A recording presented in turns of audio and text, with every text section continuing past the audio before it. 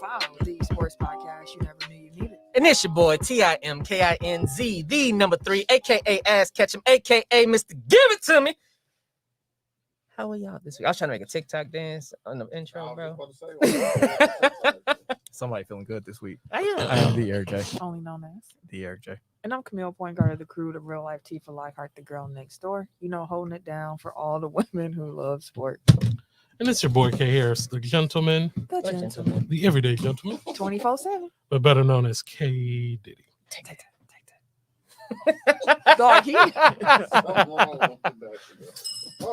Oh, dang, that's appropriate. Yeah, you know, hey. Sport fact of the week. Let me get my phone back open.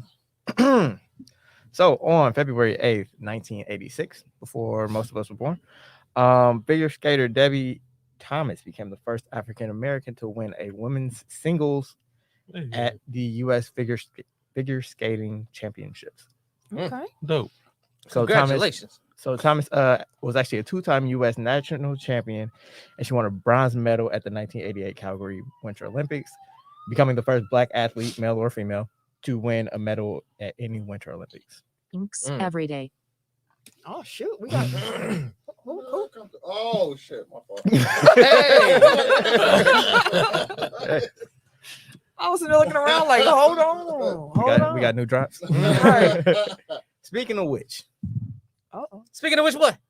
I think it's time to bring back an old we what a goodie. You Oh, still got yeah. it? What's the name? Which one? Tim's drop. Ain't no, I don't think we need to bring No, Tim bro, back. ain't gotta bring that Yes, we shit do. back, For the bro. one We ain't gotta- time, no, go ahead. fuck what? You know, people people they miss it, bro. They miss They it. don't nobody miss that You gotta shit. play the hits. Man, ain't nobody request that. We played- drop. Ain't nobody trying to hear that. We played the hits tonight.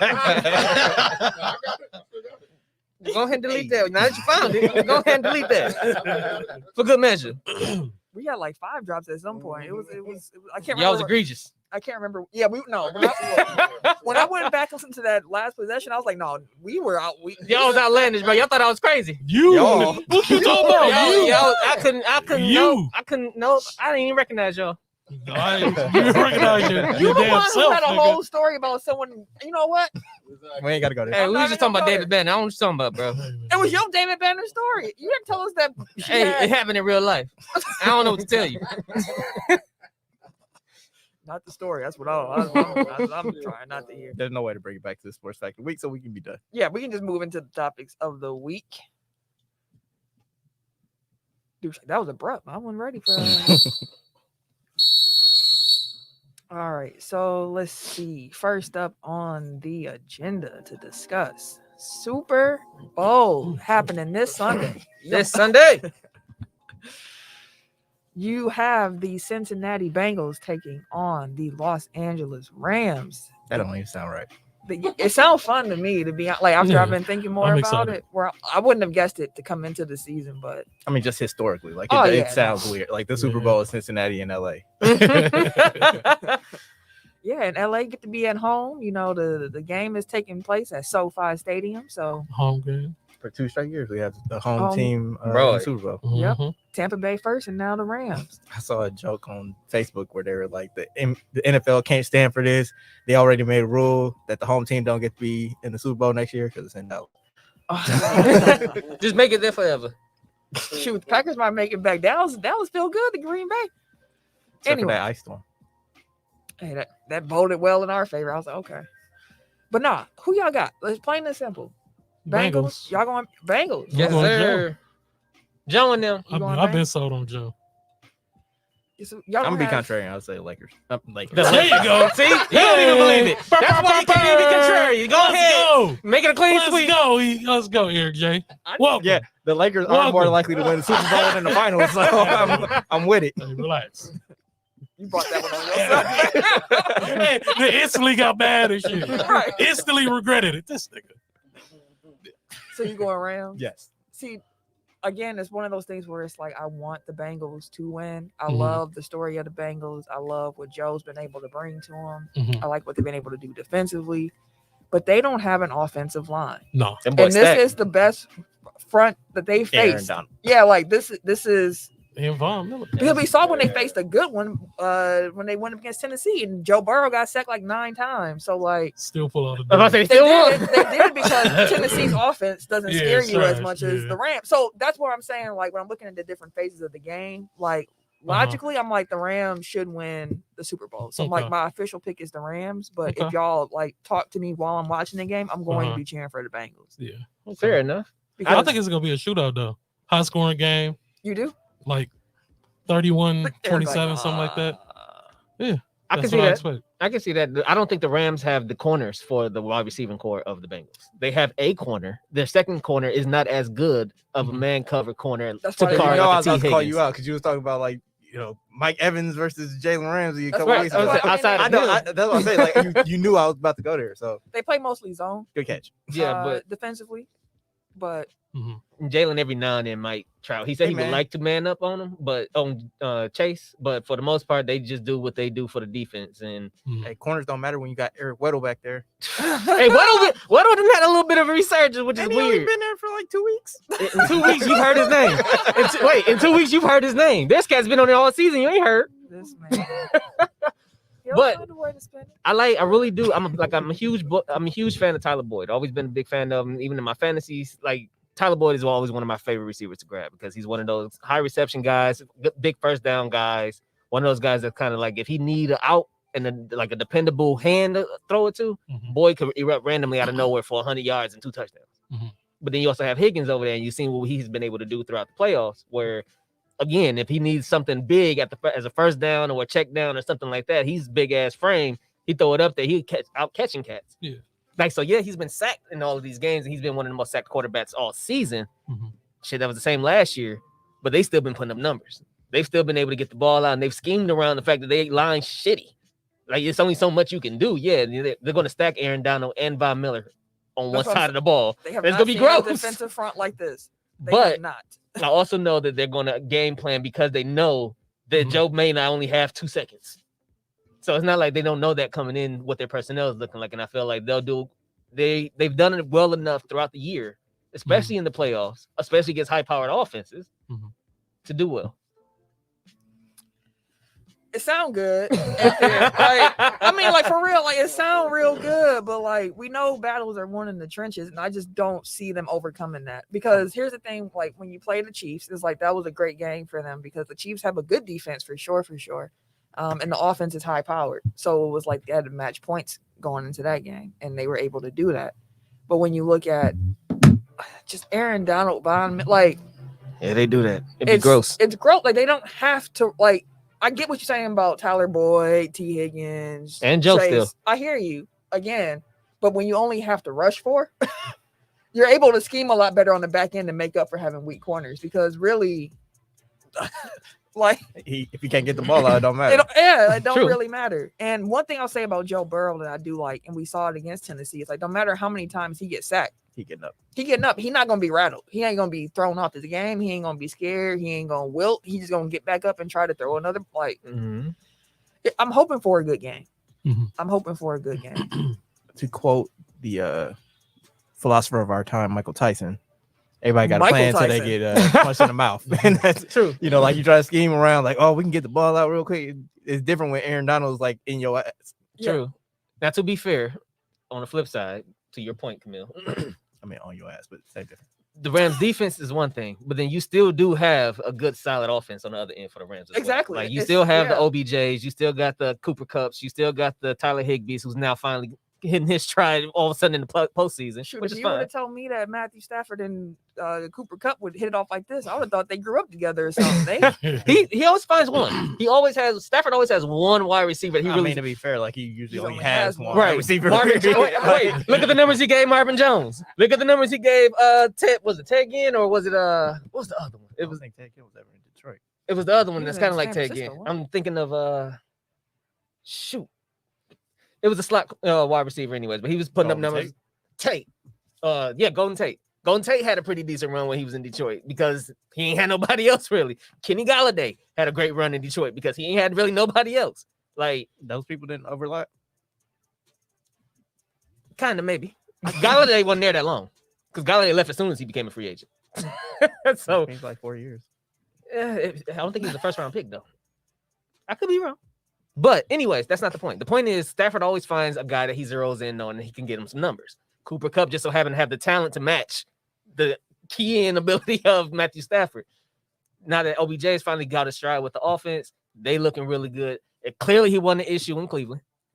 Clearly he won the issue in Cleveland. We said that when he was in Cleveland. Right. Because somebody was like, I don't understand why he ain't talking to none of the Cleveland reporters. He ain't picked on one Cleveland reporter to ask him a question. What the fuck they finna ask him outside of Cleveland? I get it. I get what they're trying to say. They singling out the Cleveland reporters and stuff like that. But at the same time, I don't even know what you're talking about, bro. OBJ. So during the press, they had the pressers. You know, they had to go to make their rounds and shit. For the Super Bowl. For the Super Bowl media week or He whatever. called his own. I thought they usually have like a PR person. Like, you go. They didn't pick on none of the Cleveland reporters, is what Cleveland fans are pointing out. And they're like, he's holding a grudge or whatever the case may be. And it's like, if he is, so what? That's what I said. I'm like, shit, they the ones that vilified him too. Like they was in on the shit too. Telling him he's the issue when it's clearly the quarterback. But hey, if don't nobody else want to admit it outside OBJ daddy with a 20-minute video. I want to point out again, that wasn't his daddy video. People be acting like his dad sat there and went through Just it. slice and Like kick. his dad saw it on YouTube and reposted it. Like, come on. Like I just want to, again, people that like his dad was sitting there like looking through all the tape. Like no, come on, man. Which is true. But yeah, I expect a good game Mhm. with that one. Is there anything else y'all want to say about the matchup itself before I have more frivolous questions about the Super Bowl? No. Okay, so y'all know the halftime show. Mhm. Eminem, Snoop Dogg, Dr. Dre, Kendrick Lamar, Mary J. Blige. 5 people for this Super Bowl halftime show. Well, it's like 15 minutes, isn't it? It's normally about 15. We can say maybe 20. Okay. That being said, these are some big catalogs from these names that I just brought out. So I'm just going to go through each artist, and I want y'all to say the 2-3 songs you think Oh shoot. should be played during the Super Bowl. Because, again, really big catalogs, they cannot get through all the hits. Like, if they just had a Dr. Dre Snoop Dogg halftime show, we could probably get through. They probably gonna A lead it off. I was gonna say, I think that we'll get like some Dre and Snoop songs, so like Together. that just cancel Get them that out out. the way right quick. Yeah. Plus, like those are their biggest songs. So Eminem can They lead make into segue. Well, Drake can segue into Eminem. Well, no, because I'm thinking Yeah, like, like- who all got songs together? Kendrick got a song with Mary J. Blige. But even if you have a song together, that don't mean you're going to do it. yeah, like everybody probably gonna get their own. Like, because right, the but I'm only, thinking of the segue. the only duo song that I can really think of that has to be played would be like Nothing But a G Thing or Yeah. Next Episode. Next still episode. DRE. Still DRE account too. But like it's only really between them two. Like I'm not trying to hear no random album cut from Eminem and Right, guilty conscience. yeah, like first of all, they can't do that at the Super Bowl. That song is too it's off the kind of wall. crazy, like who gets to skate for the pass and who like, Is it- gets their receipts yeah. pulled. Like, cause Dr. Dre like He has got had some- a movie, like now he's doing the Super Bowl, and like nothing sticks. Like I think stuff sometimes comes up, but it's like Mhm. He Teflon. no big deal. Yeah. But I'm gonna start with what I think is the hardest person to place. Eminem. Give me 3 songs. Shit. Hmm. Cause I only can think of one that like, I think Still, what is that? Rap God. What's I hope not. No. Like nothing after like 2005. No, he gotta do all that. He I gotta mean, do because his own Nah, shit. he, Lose Yourself. What's that? I don't know, is that Slim like Shady. a- He gotta do that shit. Is that like a Super Bowl? It song, is. though? I feel like it could be, especially depending on where you put it into the lineup. Mm-hmm. Because it's such a like a knees weak, arms is heavy, vomit on his sweater. Maybe that's already, like mom's maybe that's what they spaghetti. open with, because like that's kind of like a build. Yeah, it's song. like a good build. Would he do Mhm. like my name is like what? Hey, that should have go off. I mean, because you got to keep it for the kids too. That's what I'm Alright, saying. That's my the thing. name is. Yeah. Well, Eminem shouldn't be there. Which is why I said Rap God though. I don't know anything rap like guy late garbage. career Eminem, but like apparently he had hits. So like you're actually right. Like there may be some stuff that appeals to like a wider audience that we wouldn't necessarily categorize as too like. I feel like Rap God don't appeal to nobody. Shit, Wasn't that's was kind of the- put him back though. Was that the song that had him in like that he had in the commercial? Yeah. Yeah. Yeah. Like that's the one that kind of put him back out here. Fuck out of here. Hear that shit. Well, Yeah. as soon as he come on, he's sitting there like. I don't want to hear that shit. He probably is gonna play That's that probably one. gonna Okay, play so let's say Rap God, Lose Yourself. Like all his big songs were like jokey. Very vulgar. They don't hold up No. as what my name is. We could do. He can do. Stan. Stan. I'm not yeah, afraid. not afraid I'm not is a big afraid. one. Oh yeah, he definitely probably gonna do that shit. Like that era where he had like I'm the gonna songs say, with shit, did you Rihanna. get Spotify? Yeah. Oh, love the way you lie. His Spotify probably one of the top 5 songs, 3 of the top 5. That's actually what you could do. Just like look at Let's what's see. the top, Yeah. top played songs. Eminem's a hard one for him because I'm like I don't know Yeah, what. that is. Okay, so his top 5 is Without Me, Who was The, the the real yeah. Slim Shady. But I mean, Till I collapse. Till I collapse, man. So everybody, Okay. I hope he do that one actually. Yeah, Till I can see collapse. that. Between all his The between real all Slim his juicy ones, all his goofy ones. Juicy. That would be the one I would want to hear. Boy, he got a song called Godzilla with Juice WRLD that got 831 million plays. Yeah, So it's a because Juice WRLD's WRLD. on it. Exactly. Good Not lord. because of him. boy. That's the only problem when you look at like just the top songs. I mean, Without Me is a billion plays. Till I Collapse is 1.2 billion plays. Till I Collapse is my favorite Eminem song. That's the only one I got to hurt on. How that go? That's right there. It's an album cut. Yeah. It's a great song to work out to. Oh, He was no. spitting on that too. I don't I know. can't play it. I But couldn't no, tell like, you. I ain't listened to shit from Eminem since Since- 05. Yeah, No, but that it was off of that was Encore. on that was an Eminem show. Was it? So Yeah. it was the So Clean that Out My was around- Closet album. No, Like that was one of 04? his last. No, 02. It's a great like So that's Yeah, it's a Slim it's a dope Shady- song. Marshall Mathers, the Eminem show. Oh, Stan is on there as number 5. of course that means one of his better songs. He could also do he could do his verse from Forever with Drake and all them on it. He could, Oh, you yeah. don't get that He much could do that. time, so you Yeah. can get that verse He off. could do that shit. They could do Forgot About Dre if you're talking about a duo, Mhm. not Guilty Conscience. You cannot do that. Okay, Snoop Dogg. Drop it like it's hot because everybody Absolutely. that's That shit gonna be. shit. lit. That can That's start the gonna damn set it show too. Yeah, That's like yeah, damn, that's gonna like set it off. Yeah, drop it like it's hot. Yeah. I want to hear Gin and Juice. Yeah, For the he might Super not Bowl. get that off though. He might not be able to get that one off. I'd rather hear next episode. I ain't gonna lie to you. Next Smoke weed episode. every day. Right. Oh, I just saw that Mark is on here. Mark said rap god. We know what we hearing Yeah. on. Hey, listen. Yeah. He also with me on Gin and Juice. Rap guys. Still Dre, again, like some of the duos, nothing but a G thing. But just Snoop by himself. We did what? Drop it like it hot. What's Drop the it like other- it has number 5 Damn, what's for the him. other one doing? Who am I? I Yeah, no. love who mine was. Nah, But- that ain't gonna Wasn't make it it. beautiful? Beautiful. Yeah. With that Pharrell? shit- I I love don't think that. I got the, Yeah. the mass appeal. You can get that shit off. Yeah. Yeah. Yeah. If Justin Timberlake was there, he could do signs. Man. No, thank you. Mm-mm, just watch the Jan Jackson documentary. No, thank you. Fuck him for real. No, That'd be thank good. you. He could do down from no. That shit is be crack. As soon as you hear the beat, everybody. I'm like, no, please.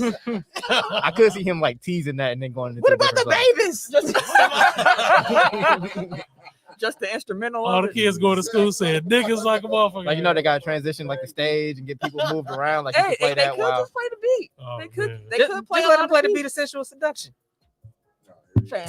Hey, the beat Man, cold. that beat is cold, though. Just let him play the beat. Hey, but that song, Oh, that's all sexual. cold. No, fam. Sexual eruption. That's a great song, though. It is a Sensual great song. seduction. What No, we talking for about? real.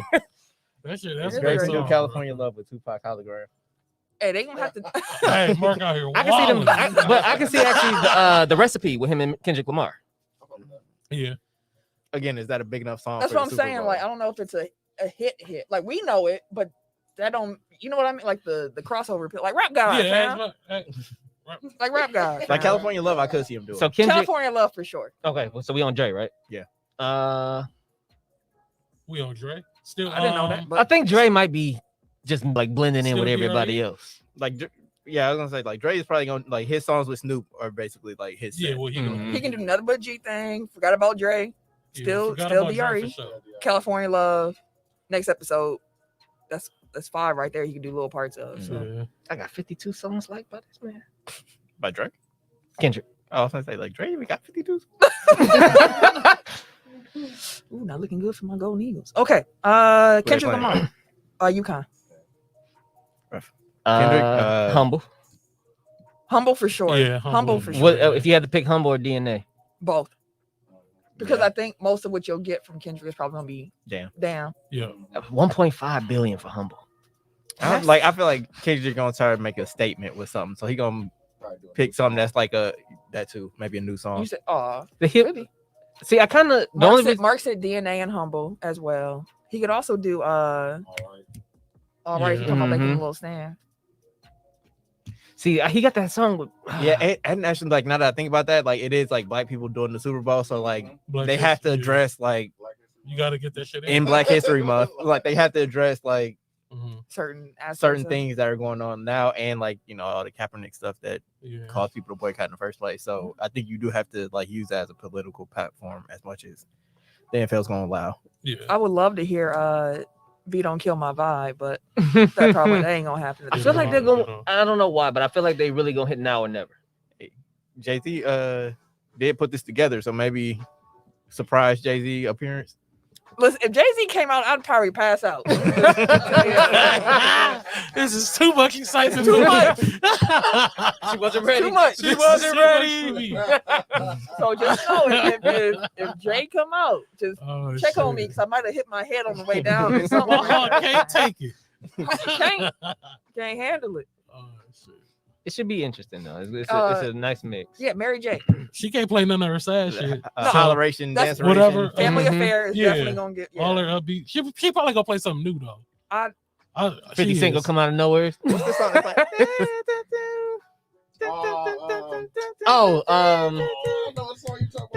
oh yeah, away from you. I'm fine. Yeah. Oh, I was like, Fine. Yeah, that. Oh yeah, she gonna be out there dancing, dancing like a motherfucker with the boots. Hey Mary, if you She could be hear hitting me, that shit. if you could do Real Love somehow, On the real, Listen. I would love that. I'd be That'd excited be about dope. Real Love, Family Affair, and I'm fine. I can deal with that. Yeah. I can deal with that. Ooh, they could also. Ooh, she did like I Can Love You and had Lil Kim come out randomly. Like, wait, who is that? He's like, who is? Too many black people. Little Kim is not touching the Super Bowl stage. There's too many black folks up here. But it should be fun. We're at our black capacity. The black quota has been met. We met our quota for the halftime show. Jesus Christ! Don't ask. For Who no invited black- all the kinfolk? Oh, them comments would be so racist, bro. Boy, God, damn. You said would be. Wait till Sunday. Shit. I was gonna say like them comments already called me. Yeah, damn. That They shit gonna already be- called you one. Hey, plenty It of ain't hard happening. ERs in that motherfucker. Joe Rogan like a I say hella motherfucker. Joe Rogan shit, bro. Hard ERs. Speaking bro. of Joe Rogan, real quick, then we can move on past Super Bowl stuff. But The Rock he was like, "Oh, I think y'all should like just kind of chill out a little bit, like He's up on my guy. At first, he was kind of like, "Yo, I support you, Joe," and then he saw all the nigga clips, and then he was like, "Saw some information. My bad. And now people trying to They're get trying to get him out the paint. For all his wrestling promos. I'm like, which- bro. Are they Fair really? enough.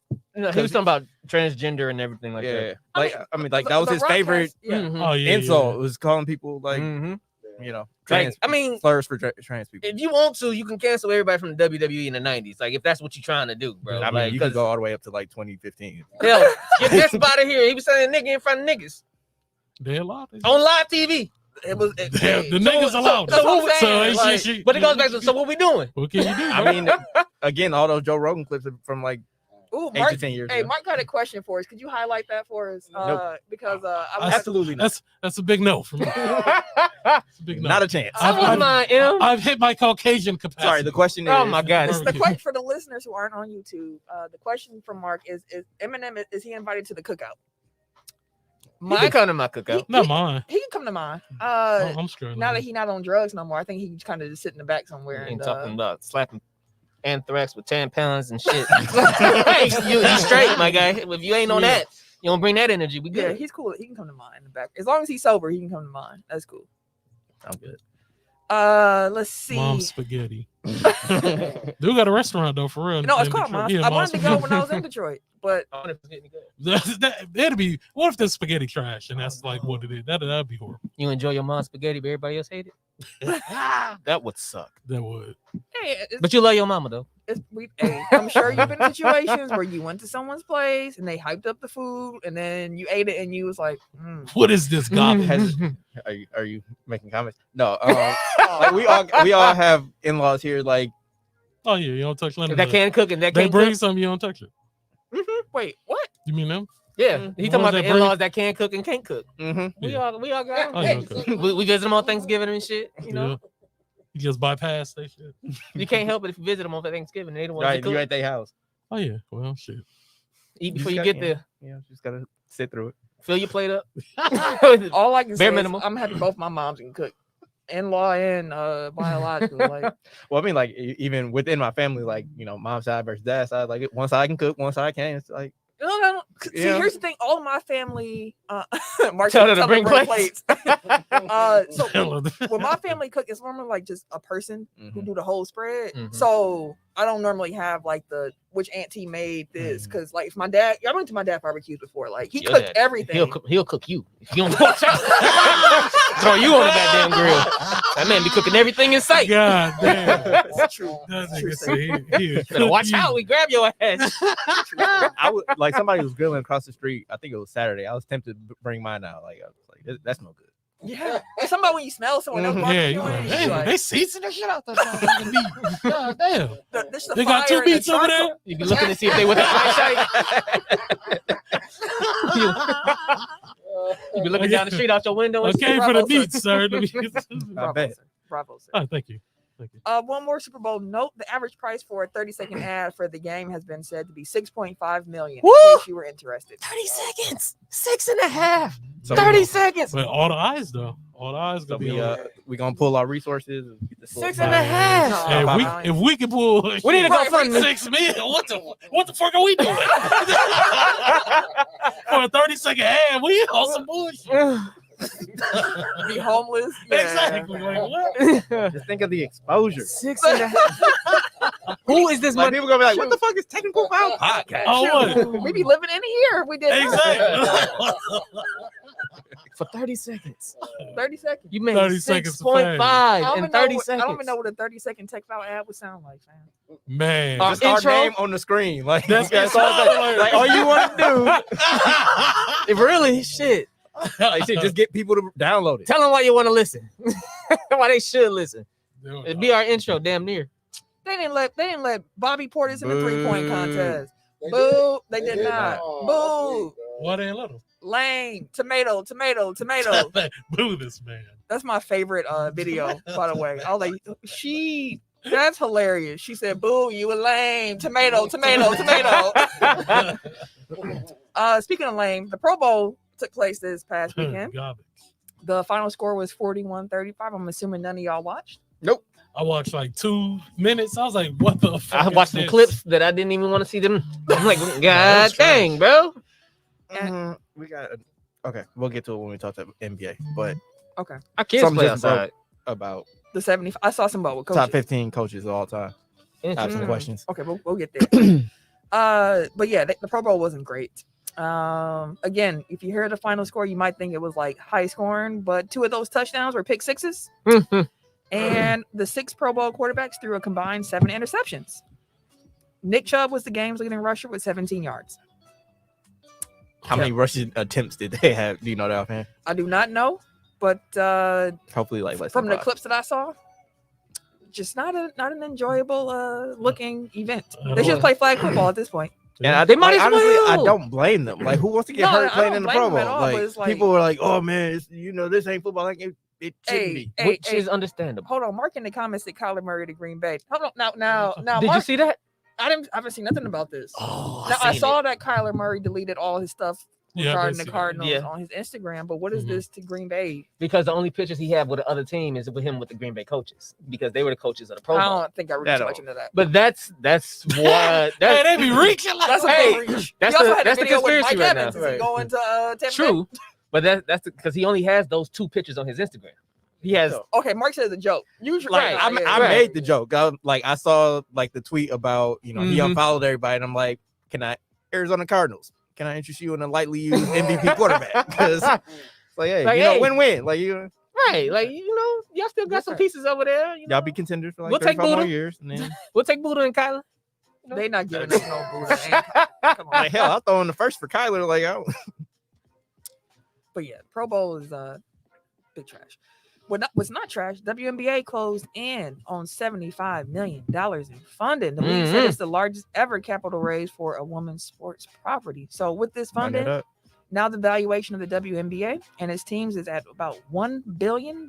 Some of the investors included Nike, Condoleezza Rice, which I was like, oh, what? Lorraine Powell Jobs, who was Steve Jobs' widow, Paul Gasol, Joe Sorry. Tsai, the Nets governor, Swing Cash, and Baron Davis are some of those investors. So shout out to everybody putting money up Yeah, shout out. That's dope. and helping the WNBA grow. That's dope. Some NBA All-Star news. So we got our rosters now. We got our All-Star rosters. They've been revealed. So I'm gonna read through the rosters and y'all tell me if there's been any snubs or if anything surprised you. We can start in the West. We already know our starters: John Morant, Steph Curry, Andrew Wiggins, LeBron James, Nikola Jokic. We talked about why Wiggins is there, so no need to rehash that. We got Chris Paul as a reserve, Devin Booker, Rudy Gobert, Donovan Mitchell, Luka Doncic, Draymond Green, Karl Anthony Towns. Draymond Green has already announced he's not going to be at that All-Star game, so Adam Silver has announced his All-Star replacement, and that is DeJounte Murray. He deserve it too. He been hooping. Like honestly, like I was happy with the West team. Like to the point where when they needed to name a replacement, I was like, "There's no obvious like, oh, this person got snubbed." Like, like okay, like I guess DeJounte, I guess Brandon Ingram. Anthony Edwards, like that was the level of player that we got to. So it's like, yeah, I think that the original team was correct. And I also have no problem with DeJounte being the injury replacement. I think if you were going to have to put in a replacement, DeJounte should have been the first name listed. So I'm definitely happy to see him get some shine because that young man has been having himself a season. Hooping. Having himself a season. What about you two? Any snubs or anything from the West? No, I don't see any snubs at all in the West. Tim?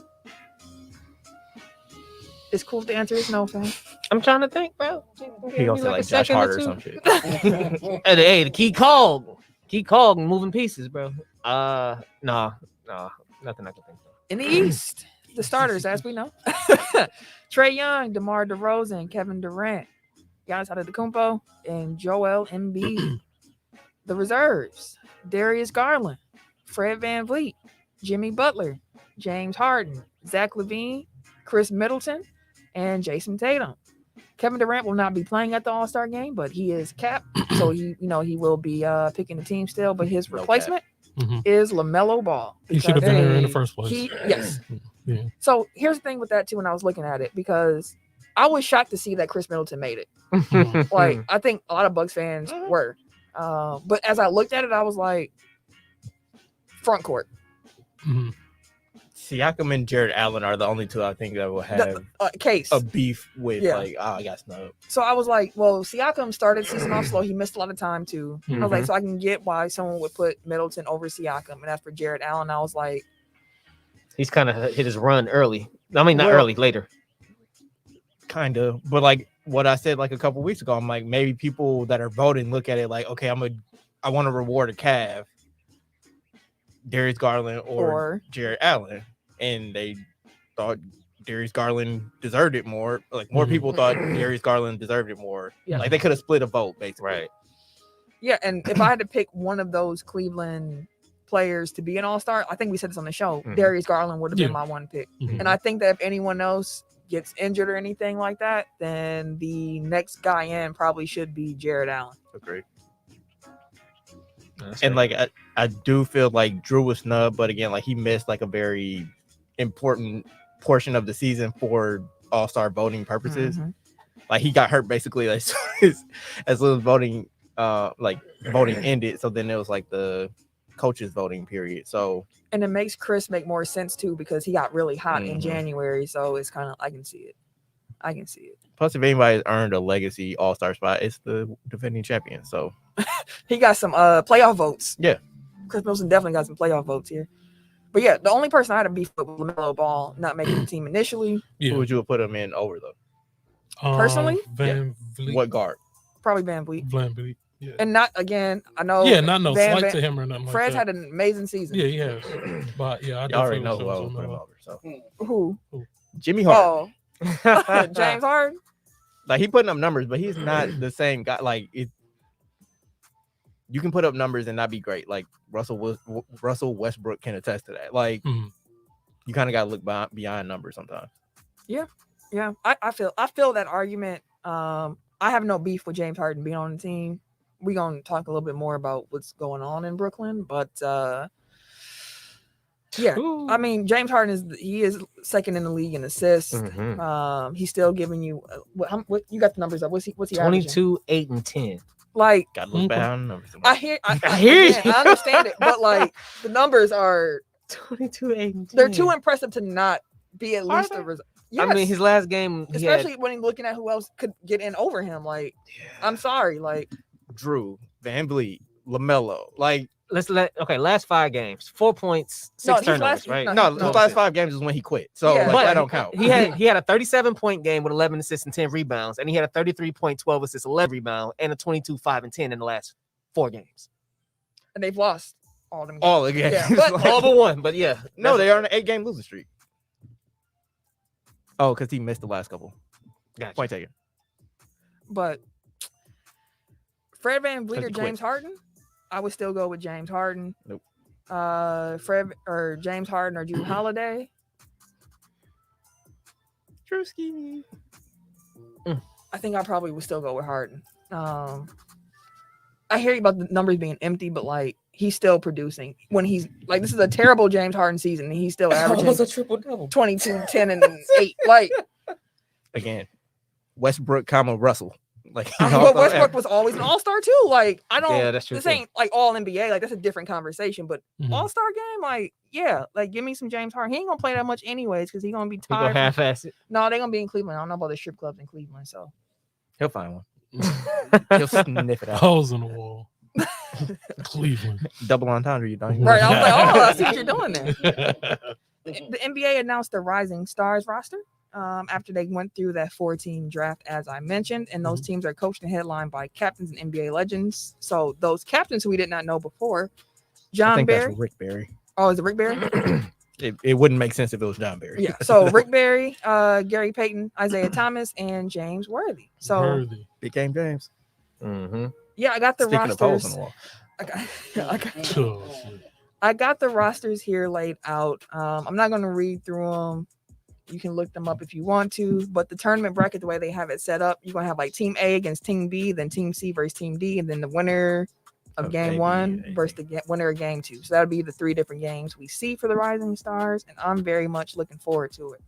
But I will just put it like this, gentlemen, as you are looking through the rosters, who was your money on?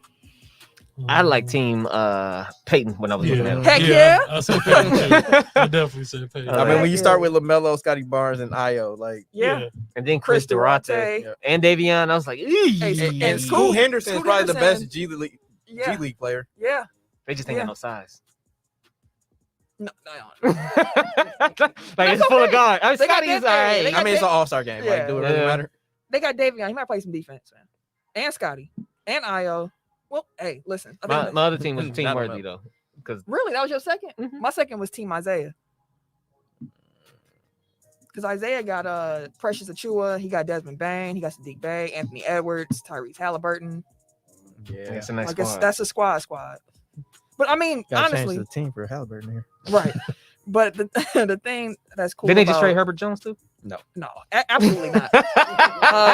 The thing that's super cool about the Rising Stars game, as we said before, like there's a lot of young talent out here. Like Mhm. even the teams that we didn't mention, like there's some guys on there who's gonna be looking to hoop. So it should be fun watching that. I saw they announced the 3-point contest roster. Yeah. As I mentioned before, I saw that Bobby Portis did not make it. Yep. So But- it's Zach LaVine, Desmond Bain, Karl Anthony Towns, Fred VanVleet, CJ McCollum, Luke Kennard, Patty Mills, and Trae Young. Y'all could have let Bobby shoot. Why can't he shoot?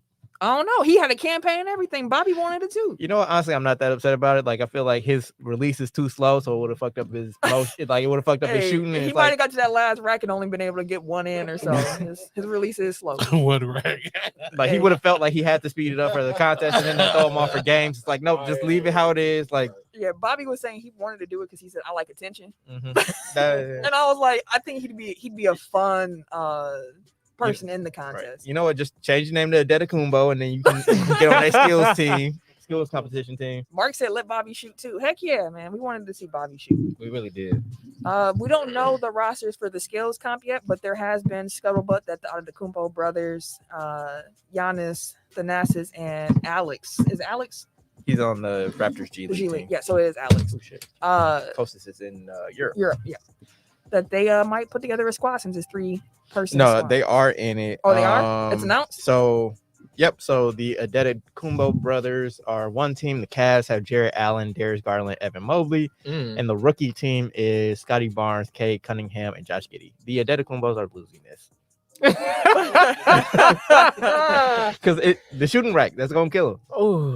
Oh heck yeah! I mean, no. See, we'll see. No. So here's the thing: like we know NBA players, when no one's around them, they'll knock them down. Like they might be all right when it comes to the shoot. They only got not what. They also have like by far the worst player out of all these kids. Like they also have the best player, so like it evens out. But I mean, but if you even it out, does that even out the talent? Fam, mean, it's like, a skills I mean, challenge. the difference They between ain't Giannis hooping. and Alex is probably an average NBA player. It's like, you know what? Yeah. Fam, they ain't hooping. I'm just saying, like they got a chance. Like it's just a skills competition. They have a chance. Fam, we can go through a skills competition and get through it. Accurate passing, make We- the shot, make the layup. Which one of us hitting the shot? Tim, I would saw take the shot bang. for sure, I for saw the sure. bang video. Hey, and that motherfucker was money. The motherfucker, you know why it's a bang after that? Because it's money. it might not look pretty. And that was first What take. I was gonna say, what take was That was first take. It might not look. I put the phone down, shot that bitch, looked back at you, said bang. You know why? Because I knew that bitch was going in. Can we find that video and post it on Tech File? No, I said, look back at it. I see you, boss. I had the hand up, loving basketball and everything. Look back at the camera, bang. Give him one, bang. You know what I'm saying? Oh, shit. Dunk contest. We talked about dunk contest last week, Mark. I forgot who even was in it. I know Obi's in Jaylen it. Green, Obi Toppin. Kate. And wait, what's No, the Kate? Kate wasn't in it. Ja. No, I know in that. it? I would love to see him. I would have been great to see It would have John. been great. Him and Anthony. Juan Edwards. Toscano Anderson. That's right, him. The man of many names. Fam, you know what? Never mind. Never mind. We're gonna let you have that. Some updates with the Flores lawsuit that's taking the Oh wait, before we NFL by move on, storm. the top 15 coaches list. You want to hit that real I quick? wanted to hit that alongside of the MLB. Cole Anthony. That's the Got other it, one. boss. Cole Anthony. Yep. Let's see. Brian Flores lawsuit. Thank you, Mark. Yeah.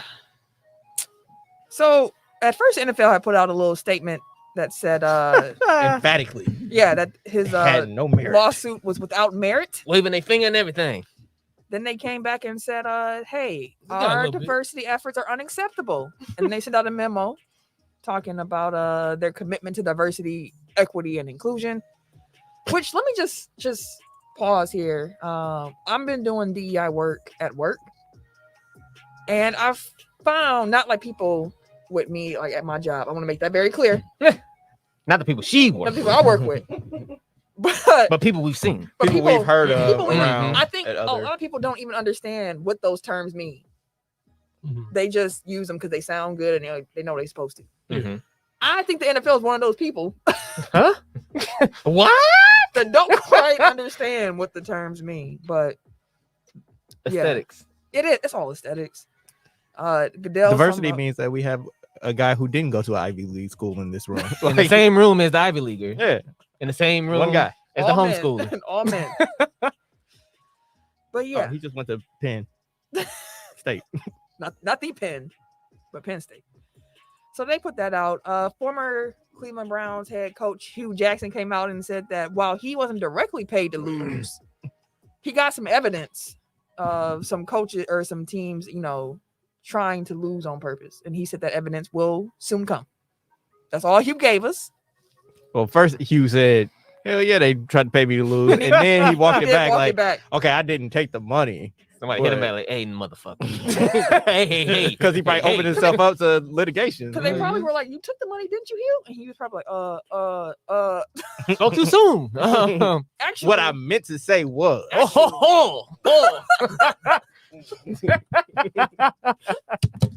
Right. run out the room. But yeah, this lawsuit's gonna keep building. I saw that Flores was on like Get Up and whatnot talking about it. And listen, I hope he run in the NFL. I hope they have to pay up some big bucks. You see what he put up when Dennis Allen got the job for the Saints. I did not see what he put up. What His did he lawyer say? then put out, "Hey, congratulations! I'm glad we hired another black man, person of color and everything like that. But I honestly feel like I wasn't in consideration because I raised hell about this situation." Wait, Dennis Allen ain't I black. was like, he not black. Dennis Allen is Or is white. that the joke? No, Dennis Allen. Dennis Allen Dennis ain't Allen's black. not black. He's a white man. Is he a white man? Yes, I'm thinking the wrong Dennis Allen. Then maybe I'm Thinking of the Denny Green?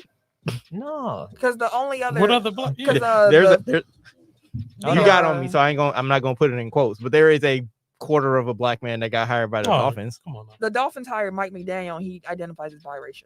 Ah. His grandmother was black, so he identifies as multiracial. But Hold on, He's- let me Dennis find Allen it. is not. No, he's not. He's Very he's fair big white. skinned and Big white. Fair I'm skin. thinking of a different one then.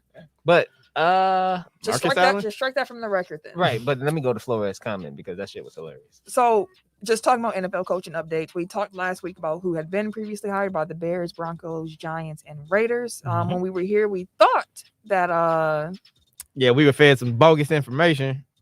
I can't think of his Looking at name. the comments, Jim Harbaugh. Jim Harbaugh was going to be the coach of Minnesota. That's what everything was leaning to. And then apparently Jim said they weren't enthusiastic enough for him, so he went back to He was Michigan. like, psych. Like, Okay. He's like, oh, y'all want me to actually interview? I thought this was just a formality. They like, no, you saw that lawsuit? Like, we got to interview. So the Vikings ended up hiring Kevin O'Connell. Mhm. The Rams office coordinator. The Jaguars hired Doug Peterson. Yeah. Good luck. The Dolphins, as mentioned, hired Mike McDaniel. The Texans hired Lovie Smith, Wait. which Can I pause you there? go ahead. That's who he was talking about. Mike Not Dennis McDaniel. Allen. He was talking about Lovie Smith. Lovie Smith. Oh, okay. So, per his lawyer, he said, Mr. Flores is happy to hear the Texans have hired a black head coach, Lovie Smith, as Mr. Flores' goal in bringing his case to provide real opportunities for black and minority candidates to be considered for coaching and executive positions within the NFL. Mhm. However, we would be remiss not to mention that Mr. Flores was one of 3 finalists for the Texans head coach position, and after a great interview and mutual interest, it's obvious the only reason Mr. Flores was not selected was his decision to stand up against racial inequality across the NFL. First of all, you knew that when you filed it. So Exactly. Yeah.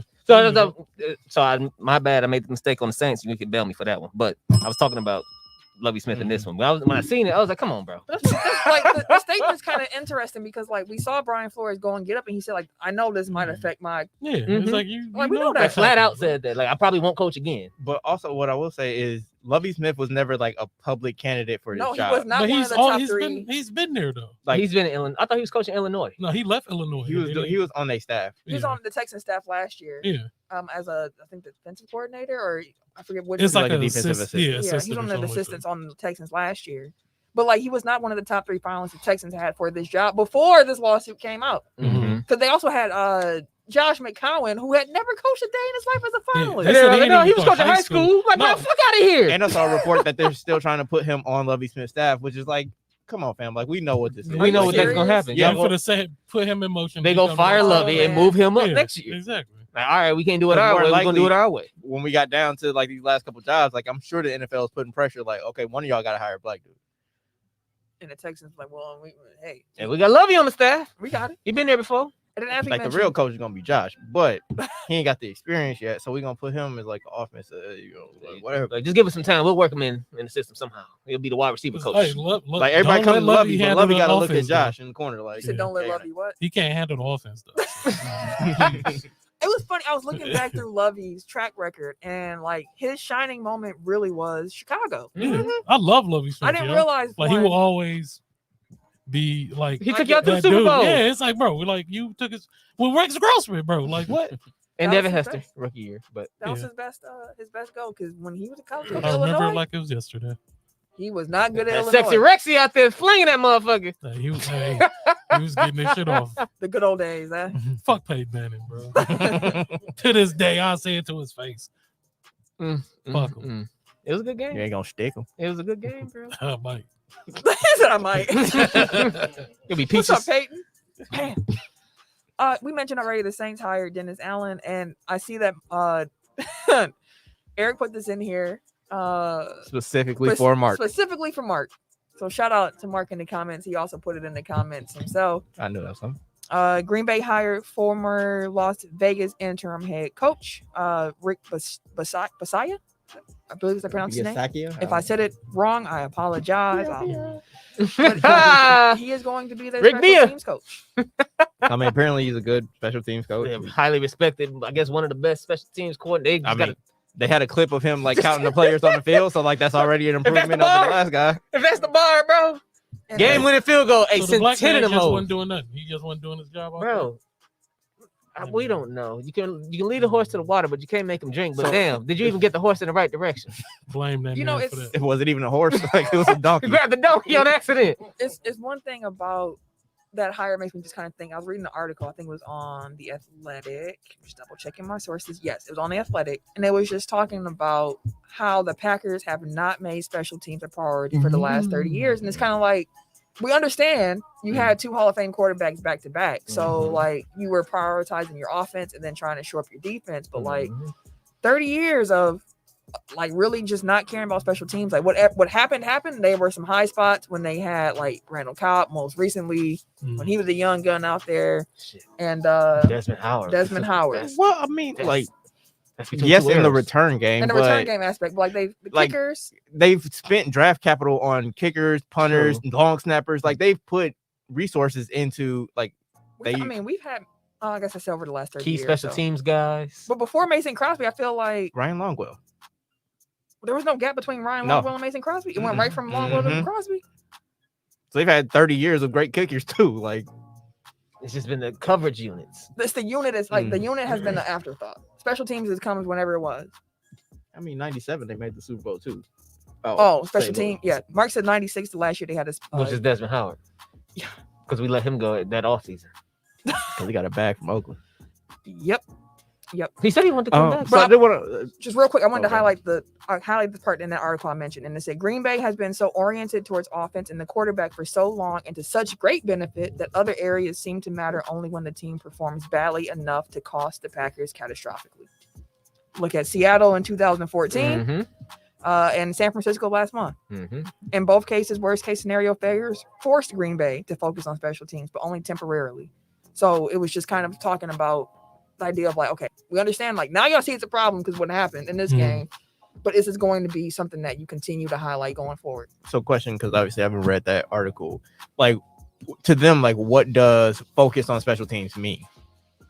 There's a lot that goes into special teams. So like not just the coverage team. Well, like, did you read that? Because like No, I want to know like what the criteria is. Gotcha. Like It's just been an after, just talking about how they built their roster, because the Packers, I believe, Mark, correct me if I'm wrong, so I'm pretty sure you would know this. The Packers have the least amount of starters that play on special teams around the NFL. And one thing that Matt LaFleur mentioned during his conference was that, you know, he was going to spend time researching around the league to see how many starters tend to play on special teams. Like he doesn't even like that. I feel like that's something you should know. Baseline information, which goes to show again just how much special teams is kind of like, hey, we got our offense together, we got our defense together.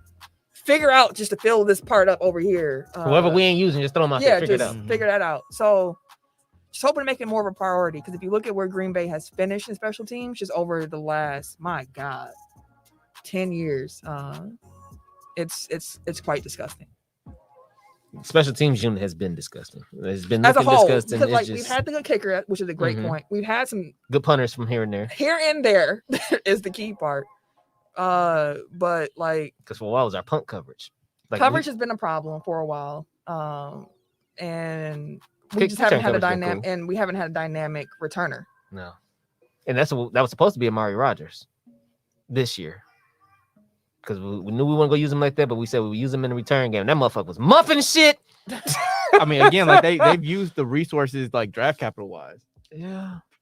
The Raiders actually had the playoff team with the highest percentage of special team snaps played by starters were the Raiders. So, so it might be a change in philosophy when we get here. Side, like, do you actually want starters on the kick? I've seen like starting tight ends. It just depends on the player itself and their role. Because like I thought about like when you saw Kansas City, I was like, oh, so they're just gonna throw Tyreek Hill back here for it, like just. And it's not like he's their normal returner, right? Like it was a break pass like, in case of emergency. But like I actually did see something that says that the NFL is prioritizing, like they're putting together a task force to address like the injuries on special teams. They said like a higher percentage of, and I don't have the exact numbers, but like a higher percentage of injuries occur, like catastrophic injuries occur on special teams, like compared to offense versus defense, because like they're high collision running full plays, speed, right? Yeah. Like, so like they're trying to figure out a way to decrease injuries on special teams, which Makes sense. really just means like eliminate special I was teams. gonna say, they but- slowly been getting rid of it. right, like and they said that like now punt returns are the most dangerous play I can see that. because it used to be kickoffs, but now like 60% of kickoffs end in a touchback. Because they moved the line up and they eliminated wedges. Yeah, like they done a lot of things like about like double team blocks, crackback blocks, like stuff Mhm. like that they're trying to take out of special teams. Like basically they're trying to make it The they're Pro trying to Bowl. minimize like the number of returns anyway. Yeah. Mm. You can't help it. You can't score. It just kind of. Well, no. I mean, I'm saying like they want more like Touchback. 60% touchbacks. Right. Like that's a good rate for them, and they probably want it higher because like they don't want people. But like really, I just incentivize people to make bad decisions to come out of the end zone and return it. Uh, Just to wrap up the special teams talk, to Mark's point in the comments, if the Packers were just average in special teams, they'd probably be in the Super Bowl right now. yeah, definitely would So- have been at 14. Yeah, so it's one of those things where it's like I'm not expecting us to go from last to first or anything like that. I just need us to Bisaccia is how you pronounce it. say it again. Bisaccia. Bisaccia. Okay. Sounds like Biaccia. Sound like Versace. Versace. Is that Versace? That's gonna help me Spell remember how Versace. to say his name. F.O. Sachi. Sachi. I actually did have one last thing on Bisaccia, if you're done Go with the ahead. point. So apparently he is tight with Rod Marinelli. Like Rod Marinelli, former Lions coach, is like his best friend. Mhm. And Good defensive Rod coordinator. Marinelli, I don't know why I can't say his name, but that guy, Marinelli. he is the father-in-law of Joe Barry, who is the Packers defensive coordinator. So like basically it was just like they leveraged that Connection. relationship to get him this job. But it's like that's kind of the problem with NFL hiring, is like it's not merit based, it's relationship Who you based. know. It's like who you know And the to thing, get you in. the Like thing with that too is like the NFL is a great example, but that's really life. Yeah. Period. Like it's, Yeah. it's really about networking and who you know to help you get you into certain doors. They And put you on. for this particular hire, they had to convince him. mhm. They had to bring out a big bag Mhm. to get him to come be special teams coordinator because he was probably just like, I was just an interim head coach. Like, Yeah. come on, man. Let me tell you what we're gonna pay you though. And ain't this your guy? Come on, man, your guy over here too. Just give us a year, bro. Teach somebody real quick. Teach these motherfuckers. Leave one of your best assistants. You know, we'll give you this bag. Go back to where you want We to go. got you. We got you. But my wider point, I guess, is that it's not just in this instance. Oh, like it's- if you look at It's the NFL. coaching staffs, like Yeah. it's always this is the son of whoever, this is the grandson of whoever, this Yep. is the son-in-law, or this He is was the ball boy for the team for the last 15 the years. godson of this guy, or like it's always like He like adapted, there's always yeah. a connection. Like the only way that like for the most part, the only way that black coaches get in is like they played in the NFL. Like Yeah. there's only one avenue for a black coach to get into coaching, whereas there are all types of back doors for white people that are legacies. Losing ass coach. So that's part of the problem with diversity in the NFL, because when your previous coaches and front office guys and whatnot were predominantly white, and you're talking about leveraging those networks, it's going to continue being a predominantly white network. Which to your point is life.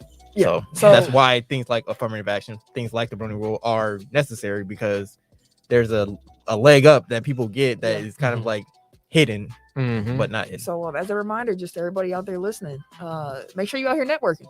Yeah. And I'll say it one more time: Twitter is the greatest app Don't burn bridges. of all time. Some of you can burn, but Torch them bitches. no, I think Twitter for the networking. The Phoenix Mercury have signed Tina Charles. Dog. Listen, Phoenix Mercury got a squad, fam.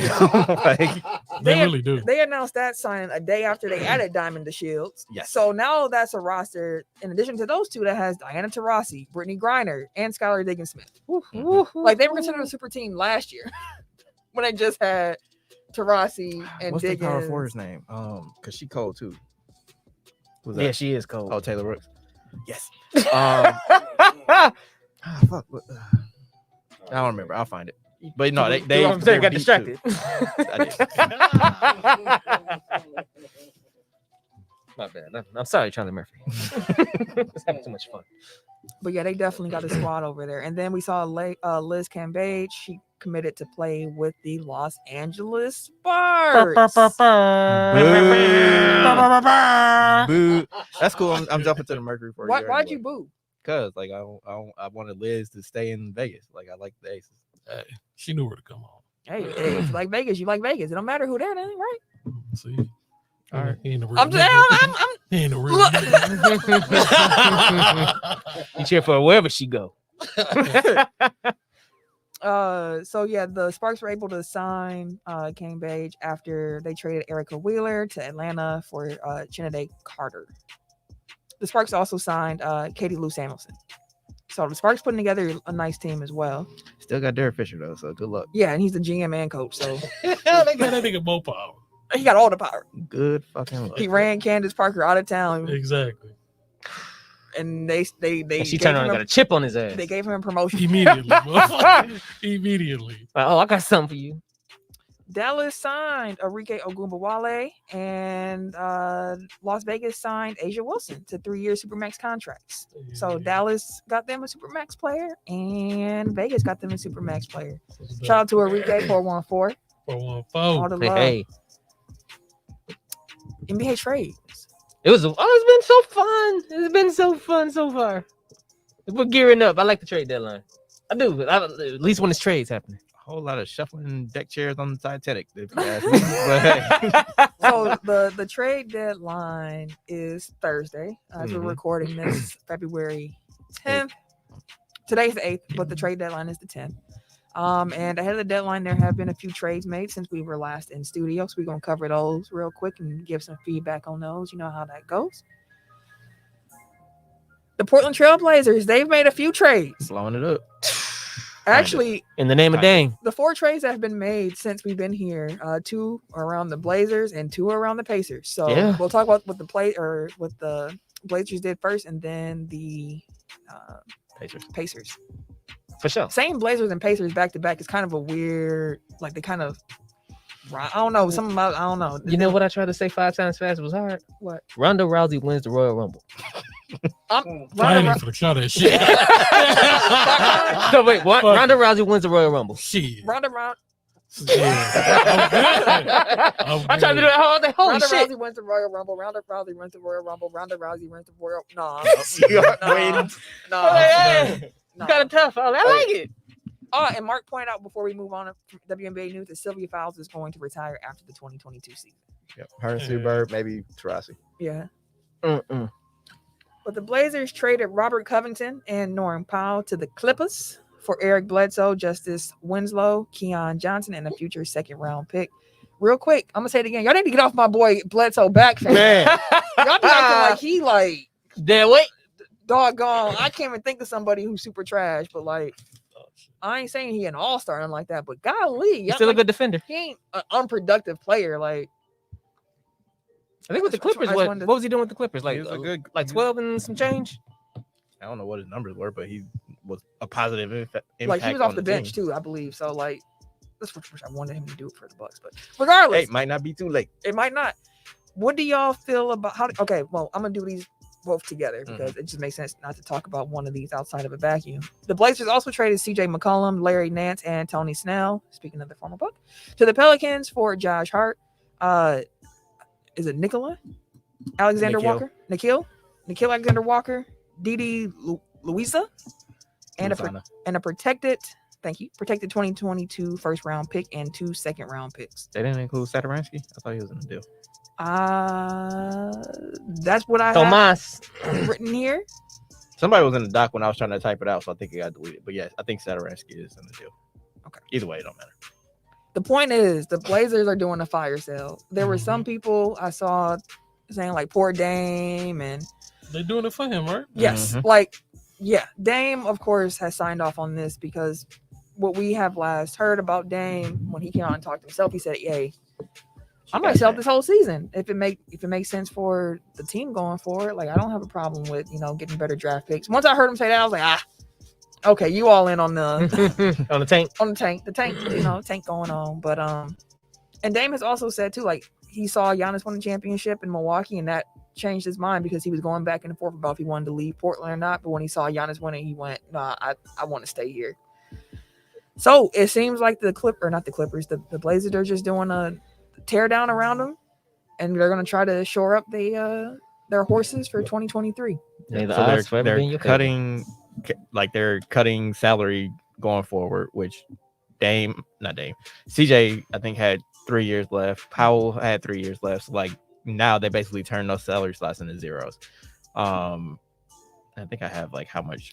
Yeah, they got a $21 million trade exemption by trading CJ, and then they potentially $60 million in cap space this summer and assets from deals with the Clippers and the Pelicans. So they're gonna try to go after some high end talent. And that doesn't necessarily mean they're going to try to sign somebody outright in free agency. Like they could use that money to absorb a contract. 21 million trade exception is a big. That's a big exemption. Like you can get somebody. You want it last for a year. Yep. So they have until February 8th of next year. Which is probably gonna be around the trade deadline again. Mm-hmm. Ooh. Nice to have and I think options. I saw that they're still in on Jeremy Grant. So like they may reroute some of these assets that they picked up over the last 3 days or whatever.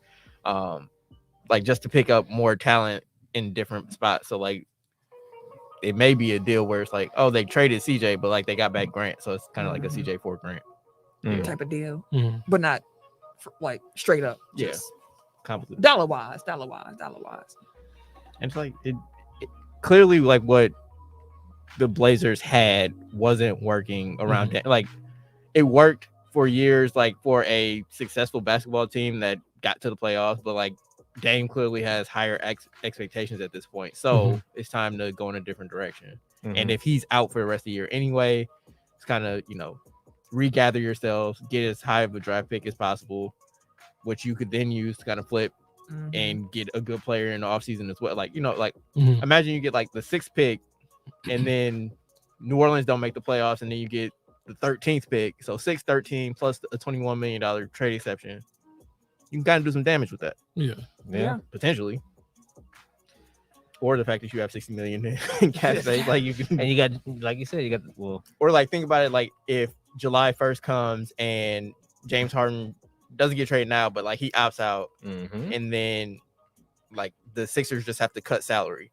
They can just trade Tobias Harris into cap space.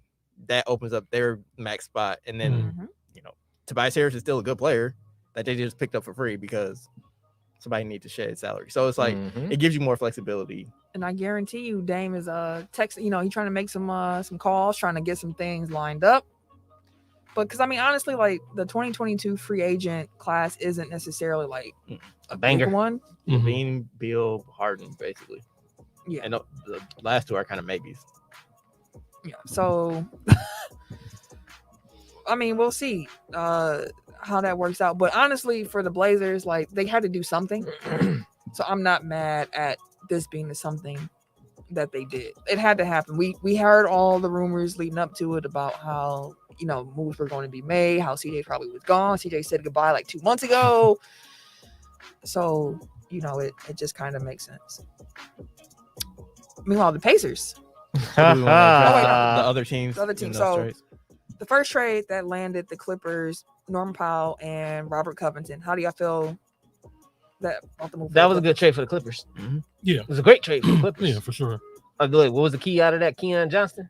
Yeah, Keon Johnson, because he's a young prospect. Like, 25th pick, I think, in the draft. He's like 19, I think. Oh yeah, he's so that's it was a great trade for the Clippers. Norman Powell turned around and lit our ass up. Okay, first of all, in a 30-point loss. Norman Powell always likes the Bucks. So I want Clipper fans to be aware. When it comes to the Bucks. When it comes to the Bucks, Norm be cooking. But Van Vliet.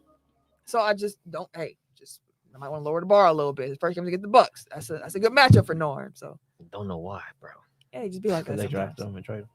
Yeah, that too. That chip on the shoulder. It'd be like that. I was pissed when we traded him too. I ain't gonna lie to you. I did not want that Vasquez trade. Yeah, and we traded it first. What the fuck we doing? I like it for the Clippers. I like it for the Clippers. This is another move that feels to me like more so made for next year than this year, because I don't think we're going to see Kawhi back this season, and Paul George, they haven't really said too much about what it's looking like for him. And we've seen them playing without those two, and they have a good, like, the team is good. They need superstars. Yeah. It kind of remind me of that year before they got Kawhi and PG, like the team with like Lou Will, Pat Bev, that scrappy. all them. Like they good. You're just missing that one piece, and then they had two, and they lost a lot of those little pieces around that made that team special. Ken, let me ask you this as a Lakers fan, and you're seeing how the Clippers are gearing up Do they make you nervous? No, Clippers never make me nervous. Never? I don't care who they have.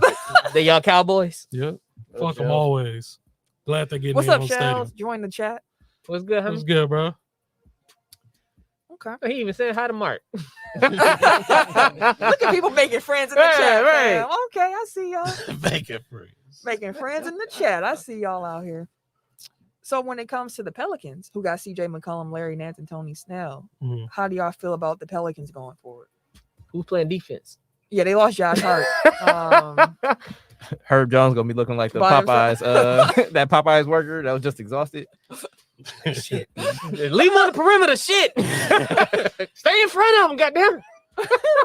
Oh man, Valanciunas can get dunked on so much. Yep. He finna get hella boards though. Yeah, Because he gonna change some shots. He's still 7 feet. You gonna be Yeah. fighting for? I mean, you can be. he gonna 7 be feet and fighting get for his dunked on. fucking life.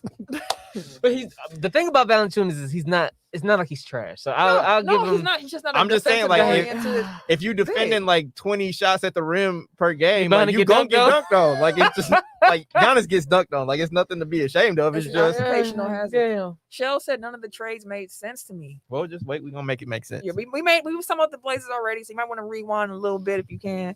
And so like people, I feel like get so blinded by contracts that like they forget like some of these dudes are good players. Like, and sometimes you just need talent. So like Mhm. CJ in New Orleans, like that's the best guard they've had since Drew. Yeah, Mhm. and they've been missing Drew because their offense has really only been Brandon Ingram, Yeah. and when he Yeah. wasn't playing, like it's terrible. It's terrible. Like when he's off the floor, like their offense just completely stalls. And if Zion ever comes back, like you putting good players around him. I guess Like, that's a big if at this point. I it- don't know what's going on with Zion. I still feel like he's trying to force his way out, but we gonna see. I mean, like that Zion piece is a big part of it because if you have Zion who comes back, because like they still don't have like a great lead guard. Like CJ he's good off ball. I'm curious to see like what because like he's always played with Dame. Like obviously there have been fits and Unleash- starts like where like Dame's been hurt and like he got to run the show. But like Mhm. honestly, I wouldn't be opposed to like seeing what CJ can do as a point guard. Like See him because he's run the never show. been That's able to do that. That's And right. like Devontae Graham is better off the bench anyway. So like he's not losing. God, much. absolutely, absolutely better off the bench. The Pelicans will miss Josh Hart though. Mhm. Mhm. He's had I think career season for him. Is that Yeah. is that me over No, exaggerating or is it? yeah. I mean, he's like the epitome of a solid a good role Yes, player. He's Like the kind of role He's always player been like that that, though. every contender should want. would, Yeah. yes. So like they're gonna miss him, but And like it's trade, so like you got to give up something of value to get something of value, which we'll get to later. But Mhm. like I'm not upset with teams that have been trash for forever that are trying to take next steps, like to bring in more talent. Like people clown Chicago over the offseason, like, oh, what are they doing? It's like sometimes just bring in good players and they figure it out. Yeah. Sometimes it's the Lakers, so you know, like Yeah, should do none of this. Yeah, should do none of this. Nothing that's going on right now. but my point being is just like sometimes you just gotta make a play for talent and see what happens. and here's the thing with the Pelicans, as weird as this sounds, when the season started, they were trash. Mhm. And now they're like the 10 seed. And if you look at the rest of the West, they're really only playing against the Spurs for that 10 seed. So they And now can be the a play. Kings. And I guess now the Kings, but so like they can be a playing team and try to make something happen. And if Zion does come back, if I haven't heard anything about what's going on with Zion, but I if feel he like he's comes back, rehabbing in Portland too, so that'd be interesting. well, hey, they can have something that can make some noise in the play-in tournament this season. Oh man, can you imagine if the Lakers and New Orleans had to play in the playing game in New Orleans?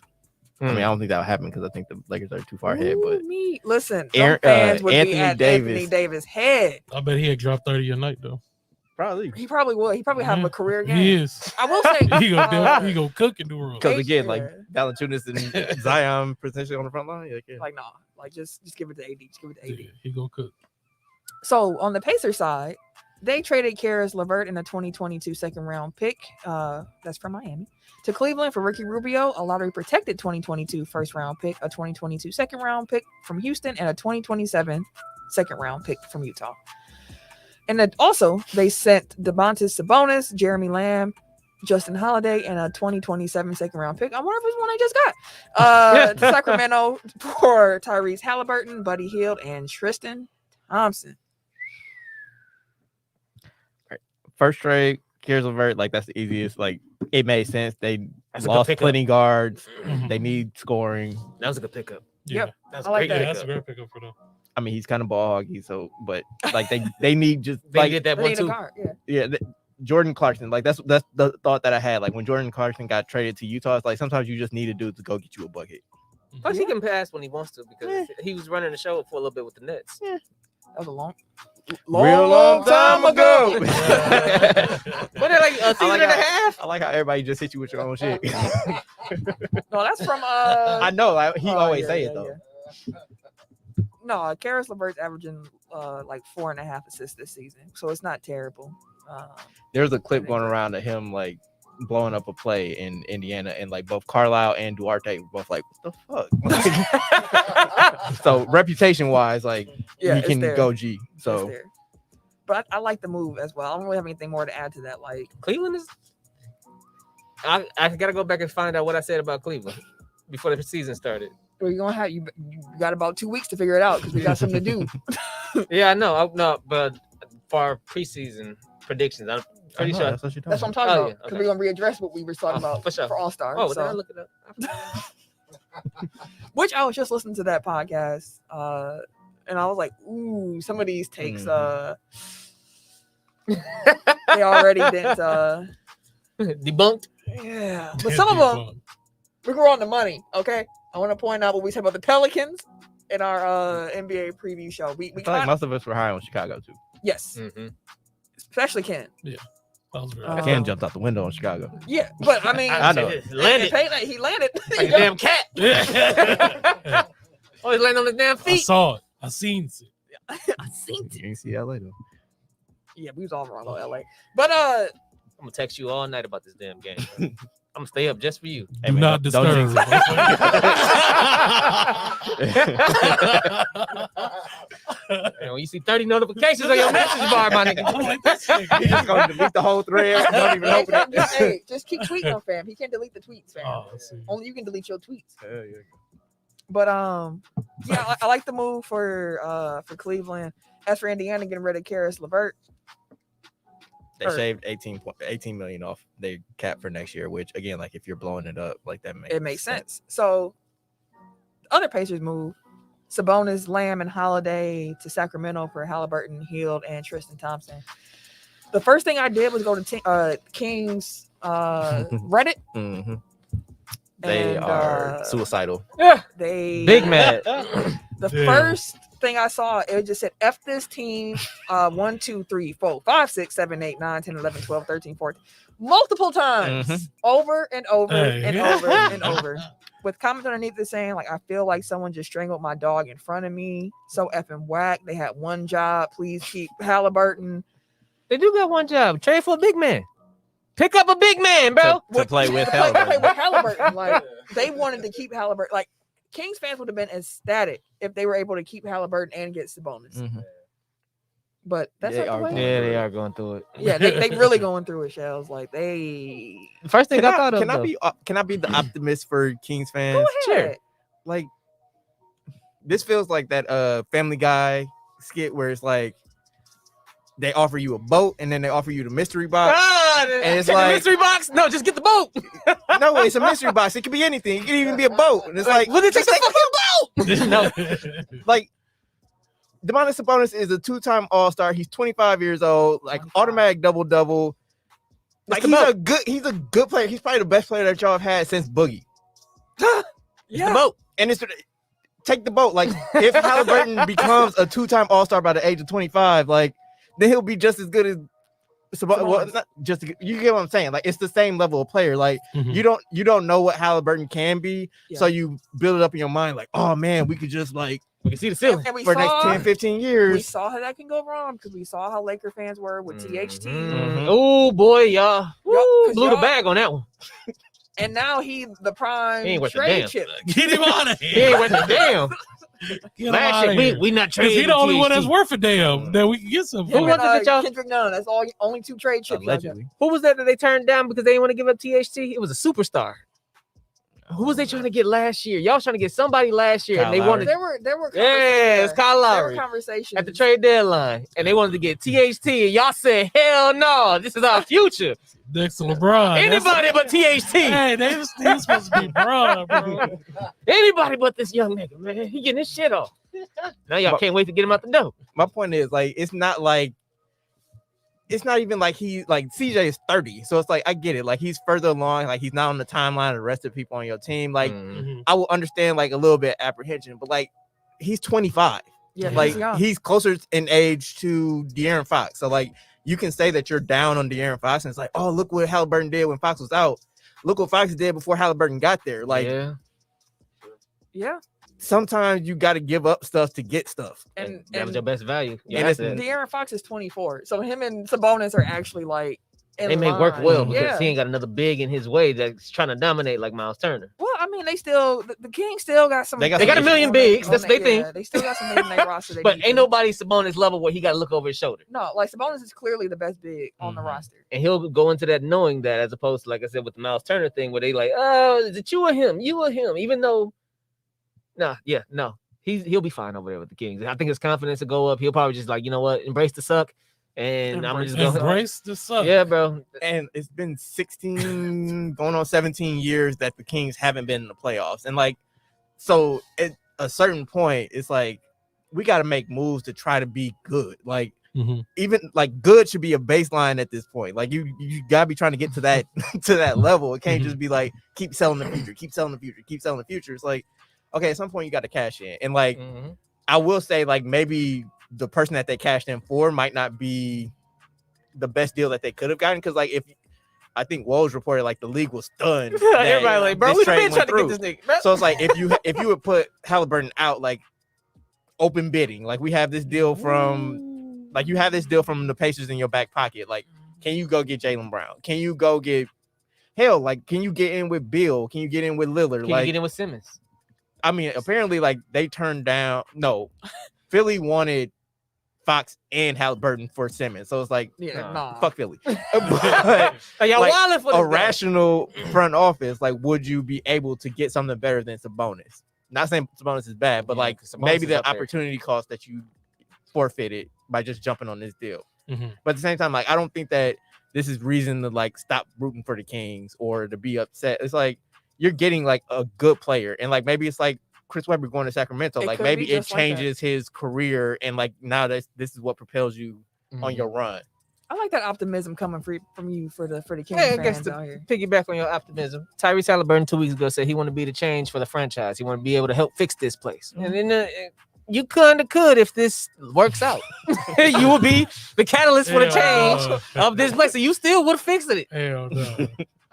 That's wild. I mean, I'm not, and I also get it from Indiana side. So I'm not saying like anybody lost their trade. I'm just saying like all the people jumping out the window because like, oh my god, they traded Halliburton for Sabonis. It's like Sabonis ain't trash. Like Sabonis is by far the best player in this deal. I mean, and you shed Buddy's money, which apparently they didn't want him anymore. We knew that. yeah, like, they've been trying to get rid of Buddy for him. Honestly, Justin Holiday's probably better than Buddy anyway. So like you made an upgrade there. And cheaper. Hella cheap. So I don't know. Like It's just the, we'll you know, see. like it just snowballs because like everybody's like, oh, you, and it's like, well, you know, it's about potential. Like, yeah, like maybe Tyrese Halliburton is a perennial all-star, or maybe Tyrese Halliburton is Malcolm Brogdon, which isn't bad, but it's like that's not the guys you build your franchise around. Nope. And yeah, I was looking up Malcolm Brogdon earlier, and I was like, man, my man has had some tough injury luck this season in particular. Really, since he left the Bucks. I mean, when he's on the Bucks too, it's just been some tough injury luck. So I Keep hope, talking about Malcolm. I got a stat for you. I hope my play cousin, Malcolm Brogdon, can get healthy, get back on that court soon. Because I am kind of curious. Like, I wonder which pieces in Indiana are being considered as like their core going forward. Like, now that Sabonis is out the door, do y'all think that Miles Turner might actually stay because he's free to be? Apparently, he's soul ecstatic about the trade. You see his meme? You see his tweet? No, that's what Woj reported. He had a tweet. It was Ken's brother, Bigums, old boy, Spice Adams. He was doing like a little spin-a-rooney. Ain't that a bit of bitch? He did a spin-a-rooney and he tweeted out a gif of him doing like the spin-a-rooney or some shit like that. I was like, oh, after okay. the trade, because that's kind After of the That's trade. disrespectful. That's- I mean, Let me see. I'm gonna find it for you. While you looking that up, so Malcolm Brogdon has played in 138 regular season games since joining the Pacers. The Pacers are 72-66 in those games. The Milwaukee Bucks have won 135 regular season games since Brogdon he joined the posted Pacers. that at 8:46 this morning before the trade broke. Maybe he already knew. No, if he knew it, would have got out at 8:46 this Yeah. morning. Yeah. So I don't think those two things are related. We ain't gonna Shit, I do. I'm gonna go roll with it. we ain't gonna. I'm gonna roll with it. Because sometimes they know, like, hey, we gonna roll with you for the future. We finna get Sabonis up out of here. They could still trade him too. They could, but what if that conversation was, we gonna stick with you? He- We gonna get rid of Then Sabonis. this would also be what's the word when it's too early to do something? Preemptive. Mhm. Because They could still get him about the paint. Because That's like that trade could have fallen apart in between, like when Yes. they told him and when. yes, and also he could get traded still, and then now where he's spinning in whatever land he gonna be That's in. what I'm saying. Like I don't think the two things are related, but it's interesting. I do wonder if his injury kind of shift. Well, I mean, I guess if you get in Halliburton, like they probably would have made that deal anyway. But it seems like if they chose him over Sabonis, Yeah. but again, like if Halliburton's on the table, like you probably would have took that. I was gonna say, or it's just that Sabonis got the best return back, Mhm. so Yeah. which I would assume he would get the better return back. So yeah, that's what's going on there. So there's some other trade deadline rumors that have been going on. There's been scuttlebutt about James Harden. Different reports that have come out. First, talking about Harden's been frustrated with the Nets, in large part because what he's been getting ain't what he was promised ain't been what he's getting. And then also they say that there have been some concerns from like the coaching staff and just people on the net side saying that they have concerns over his play style. Mm-hmm. Coach Steve Nash came out himself and said that we ain't trading James Harden. And there were some other Nets brass that were also just mentioning the fact that, we're trying to win the championship. And us trading James Harden this year does not get us close to a championship. That's not happening. So I'm going to just ask y'all this. Do y'all think James Harden is traded at this trade deadline? I'm gonna still go hold on to the faith and say yes. Because it's either you trade him now or he walks as a free agent. No, you can still trade him in the offseason. You can do a sign-in trade. Yeah, you can work something out. I guess the question comes down to does He has Harden? Shell said Nets tanking. Doesn't he have to agree to a sign-in trade too? Yeah, everybody has to agree to yeah. that. Like it's a mutual. He ain't mutual with him right now. But Well, that's why I was getting ready to say is like it kind of depends on if he comes to them before the trade deadline. It's like, hey, I'm trying to get out of here, and if they be like, no, then that poisons the well, and he's like, all right, well, I'm saw what I definitely did in gone in June, Houston. right? I'm definitely gone in June, so you can either follow, get down now or lay down later. Like either way, it's gonna happen. we'll lay down later. That's why I would say the Nets, but we'll lay later. That's cool. Sound like the fucking 76ers. But again, like to your point, like what did he do in Houston? Like he can really torpedo this shit, like if he wants to. Yeah. And it's like, But I would hope so. I don't think he gets traded. And I think that his relationship with KD and predominantly KD will keep him from going full Houston. That's my hope, because when he was in Houston, it was really just him at that point. And Russ, but we know how that goes. So well, no, it's John Wall by that point. oh yeah, and so it was just him. So I think in And this Boogie was finna whip situation, his I think in this situation with the Nets, given the fact that they really do have a shot to win a title, that he does not get traded and that he doesn't go full Houston in Brooklyn. But I definitely, That's why I say it depends on like what he said. Like if because apparently he hasn't had a conversation with anybody thus far. Although the way that they're phrasing things in reports, like it sounds like the Nets are like, well, we think he's injured. Like we want to believe that he's injured. Like there's a little bit of tightness that comes up on the MRI, and like maybe it's just like the malaise, and maybe KD being out and Kyrie being part-time, like it's kind of contributing to like him not playing well and blah, blah, blah. Like they're making excuses for why it kind of seems like he's quit on the team, like since these reports came out. Yeah. But like they're like, he hasn't had a conversation with us. Like he hasn't made it clear to us that he wants to leave. Like he says that he's all in and wants to stay here. So if that continues to be the case, like they're not gonna trade him, because like why would you? But again, like if he comes and says like, yo, I'm out, like they kind of have to. Yeah. And if they don't, then they're really screwing themselves. So do you think he gets traded, Ken? No, I think he's definitely not gonna get traded this year. Yeah, I don't think so. Did you say yes or no at this deadline? You kind of gave like a lot I of. said it depends. So So your gut, yes or no? Is he traded at this deadline? I don't know. I'm getting in the head of James Harden. All right. So we got. Yes. You think he will get traded? Yes. Okay. 1 yes, 2 no's. Okay. And And the motherfucking The New York Post has been reporting for a couple of weeks now that everybody on the Nets is available for the right price, including Julius Randle. On the Knicks. I said Nets. My fault. On the Knicks. So the Knicks thought they'd be better than what they are. I thought last year was a building block year for them, but in reality, it was a peak. It appears. So It's a dummy brick. yeah, we'll see what happens in New York. And then another one to bring up. So Bradley Beal, report came out today that he's actually going to be undergoing season-ending surgery on his left wrist. So we've seen the last of Beal. Seen the last of Beal this season in Washington, but there has been talk around him saying that he's not rejecting the notion of getting traded elsewhere. It's a big summer coming up for Beal. So being done for the season. yeah, so him being done for the season, I think might change if he's traded this deadline. I think that takes the possibility of him getting traded. That lowers it. Yes, And- This is a contract year too. I mean, maybe because like again, like if he identifies the team that he wants to go to, like it may make more sense to do it now than to wait till the summer. Mhm. But yeah, if he has a team, but from everything I saw, it doesn't seem like he has like a destination. He's like, I want to Mhm. go here. It's just more so of him being like, I'm open to it. if you can find I'm something, let me know. because he has a contract this summer. Like he has a decision to make. Yeah. I wonder if whatever team. Well, I wonder if he has to get that. Well, whatever team go trade for him probably would like that assurance, unless it's like a really high contender that's giving up a bunch of shit for a one time. But if he's not gonna play the rest of the season, then it don't It matter. don't matter because he can't play this season. Yeah, that's true. That's why I was like, I think it might lower the chance of an in trade or in season trade, but like I don't think it could. We could have seen him play for the last time in a Wizards jersey. Honestly, I think that he's more likely to take the bag and then figure it out later. Because Definitely. like, could. and that's to me why it's like, okay, if I'm Washington, like, do you want to give him 5 years, 250 million or They whatever? throwing it at him.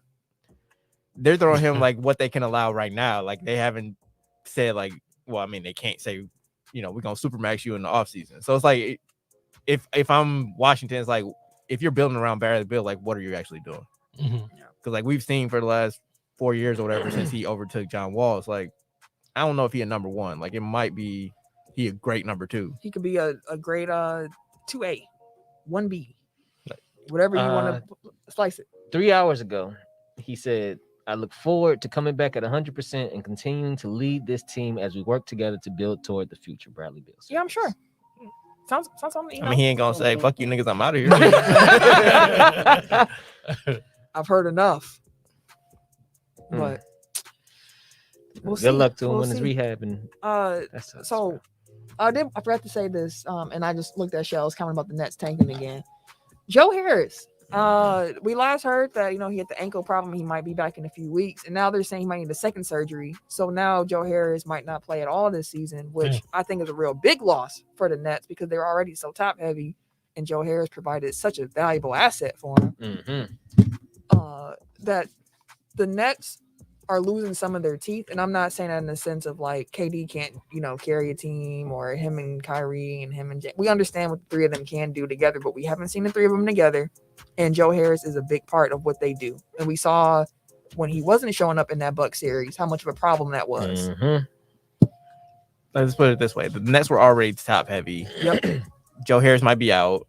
Kyrie can only play half the games. James Harden may or may not be totally committed, and then KD has a sprained MCL. And even with the James Harden thing, you can even say this: he's still Hamstring. dealing with a hamstring. So Yeah. And then didn't they release one of their bigs? Which one did they release? They're gonna part ways with Paul Millsap. Yeah. But he ain't playing anyway, so it don't really matter. He's hurt. no, No. they just want Oh. it's not a good fit. Oh. So like, I actually had a conversation with some of my coworkers earlier. I'm kind of rooting for Harden Simmons. Like, I feel like that kind of makes both teams more beatable, and and it makes them more combustible long term. Like, like people are so caught up on like, can they make this trade? It's like, should they?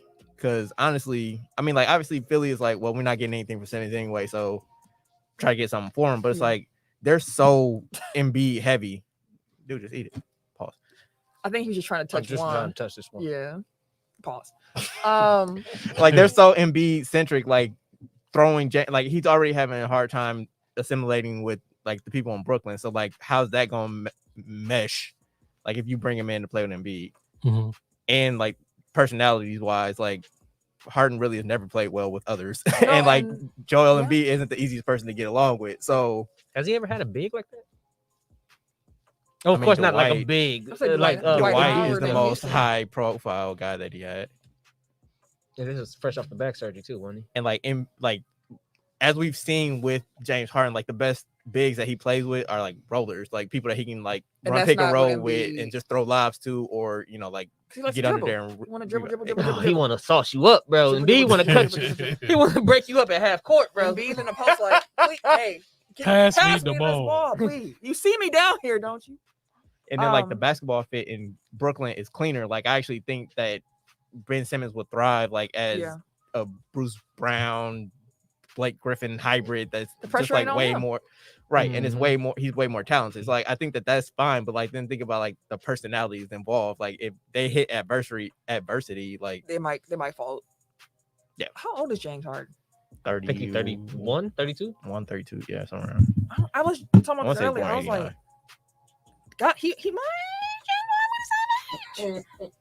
Golly, we are the same age. Okay, James. 32, turning 33 this year. I think we've seen James Harden's best days Mhm. behind him at this point. Yeah, so the Brewers named Pedro Alvarez as an assistant in their baseball in their baseball operations and player development. And then they also named Ricky Weeks as an assistant. in Ricky their player Weeks, development. welcome back, Ricky. I met Ricky once at a charity event, and he was just such a nice. That's the word on the That's street. right. That he's like a dope dude, He's just like a super really nice. good person. Him and his wife, they were super nice. Word on the street. They The said that about him scuttlebutt. when he was a player here. Don't you too. want like, that kind of scuttlebutt about Right. you? Oh yeah, word on the street. Word on the that street nigga. is. I didn't say that's what you want your scuttlebutt to be. Oh, you talking okay? Yeah. Oh, yeah. Oh yeah, that's that nigga. That one. That's a really deep question. Speaking of actually. the Nets, fun fact, because I follow ESPN stats and info. The Nets trail by 26 points with 5 minutes and 8 seconds left to play in the first quarter. That is the fastest a team has faced a 26-point deficit in a game over the last 25 seasons. Is that happening right now? Right now. What am I? Shit, who are they playing? Look like the Celtics. Oh, that makes sense. They do be cooking. Oh, because they in Brooklyn, so they They don't are have in Kyrie. Brooklyn. They don't have James Harden. There's a skeleton crew tonight. Oh, they finna get cooked. So it makes sense. I'm not even tripping over that at And I all. think I saw the Nets only have 10 road games left out of their final 26. Really?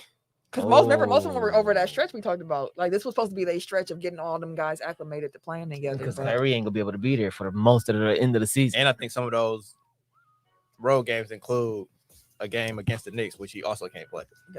What about the Raptors? They might be. I don't know if he can play in Yeah, Canada. No, because he unvaccinated. I don't think he can get in. He can't get into Toronto. Get in the country. Jesus. All right. Yeah, because like if they play in the playoffs, like he's just done for the season, done for the series. That is a really fucked up situation. Which like they're saying like Harden's upset about that too. It's like, dude, like I came here to play with these two, and like dude don't want to get the shot.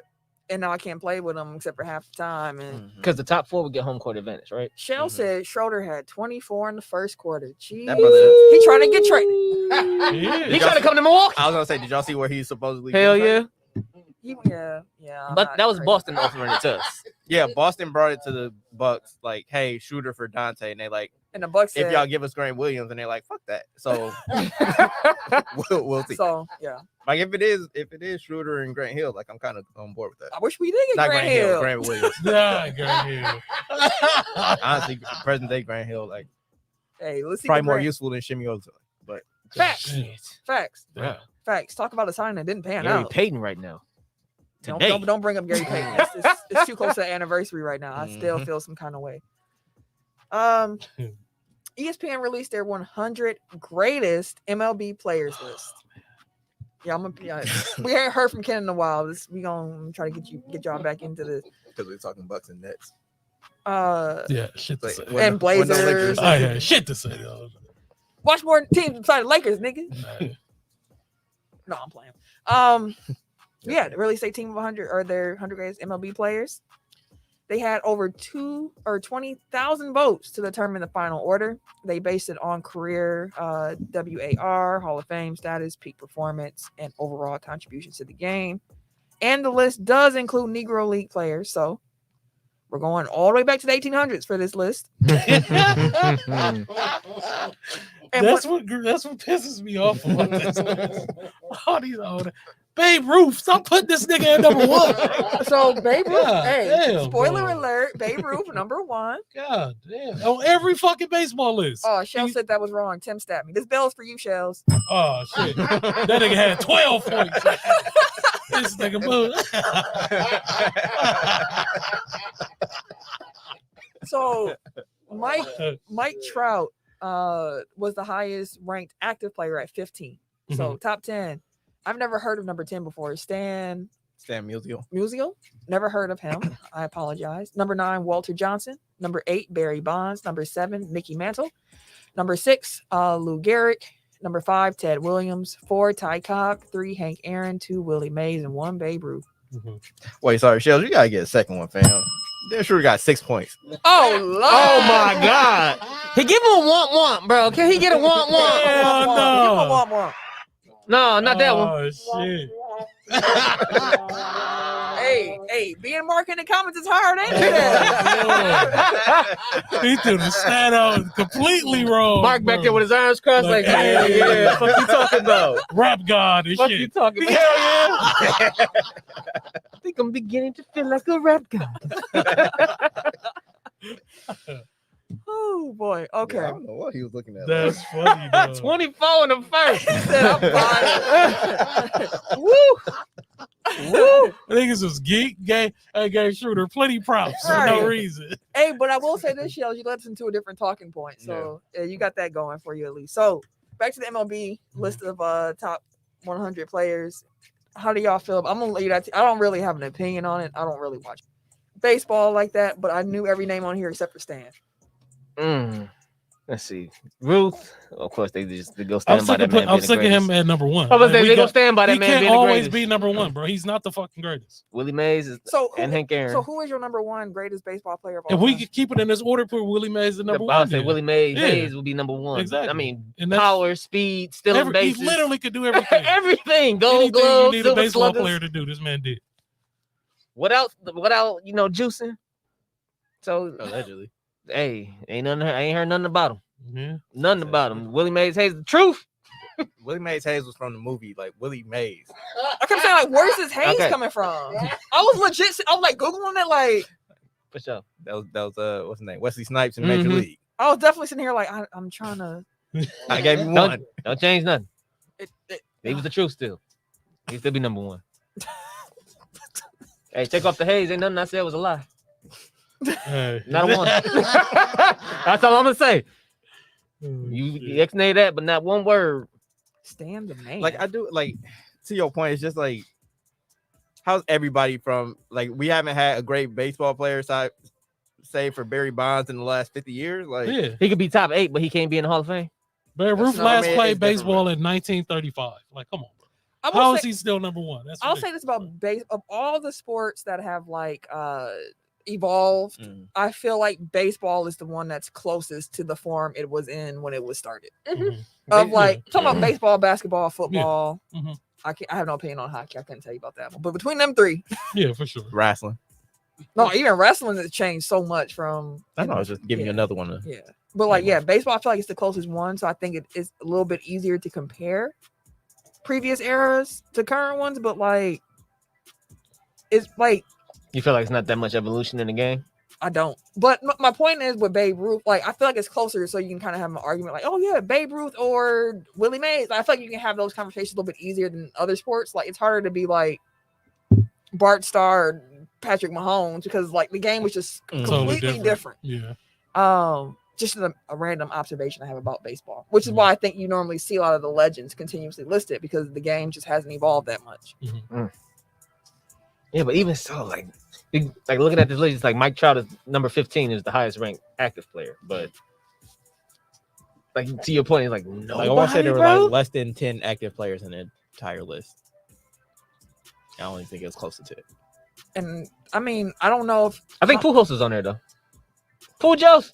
I mean, yeah, I guess. Yeah, he was like he's 20 still something. active. but yeah, he's not active no more, is he? Like he was still on the Dodgers last year. Oh, Yeah. he is? Okay. Barely. But when he was He Pujols did all he was could do. wild. Yeah, Pujols. Cardinals, oh my God, was wild. I hated that man so never much. saw a picture he couldn't hit, bro. But he was one of those players that even though he was on a rival team, it was one of those in awe. Just like you already know what he finna like, dog. He was St. Louis coming golf with swinging home runs. fucking shit up. And still batting 300. Yeah. I googled Babe Ruth versus Willie Mays. I wanted to see their stats next to each other, and the very first thing that popped up was a snippet from a Bleacher Report article that says, "As great as Ruth was, he simply wasn't as good as William Howard Mays, the Thank you. greatest baseball player of all time." Thank you. Proponents of Ruth will say Ruth is by far the best player. He not Why? only hit 714 career home runs, but he also won 94 games as a pitcher, and very likely could have made the Hall of Fame as a pitcher. So that's the case that people bring up when it comes to Babe Ruth. But isn't Fuck. Willie Mays like considered like the greatest outfielder of all, like defensive outfielder of all? Yeah, time? of all time. Like damn near the best offensive and defensive player of all Of time. all time. Hayes had the pitcher in his Mays. back pocket. Mays. Willie Mays, my bad. Yeah, please. That- Okay. Like it's almost disrespectful now. What a hey. Take a breath. Oh, But the article, I'm just browsing through it, but they're pointing out the fact that Babe Ruth didn't have some of the same challenges that Willie had in the sense of like cross travel or traveling cross country to play a game. You also ain't have to deal with segregation. Relief, also, yes. you know damn well Babe Ruth That's was just, no, Come on, hold on now. You know damn No, well. he was. no.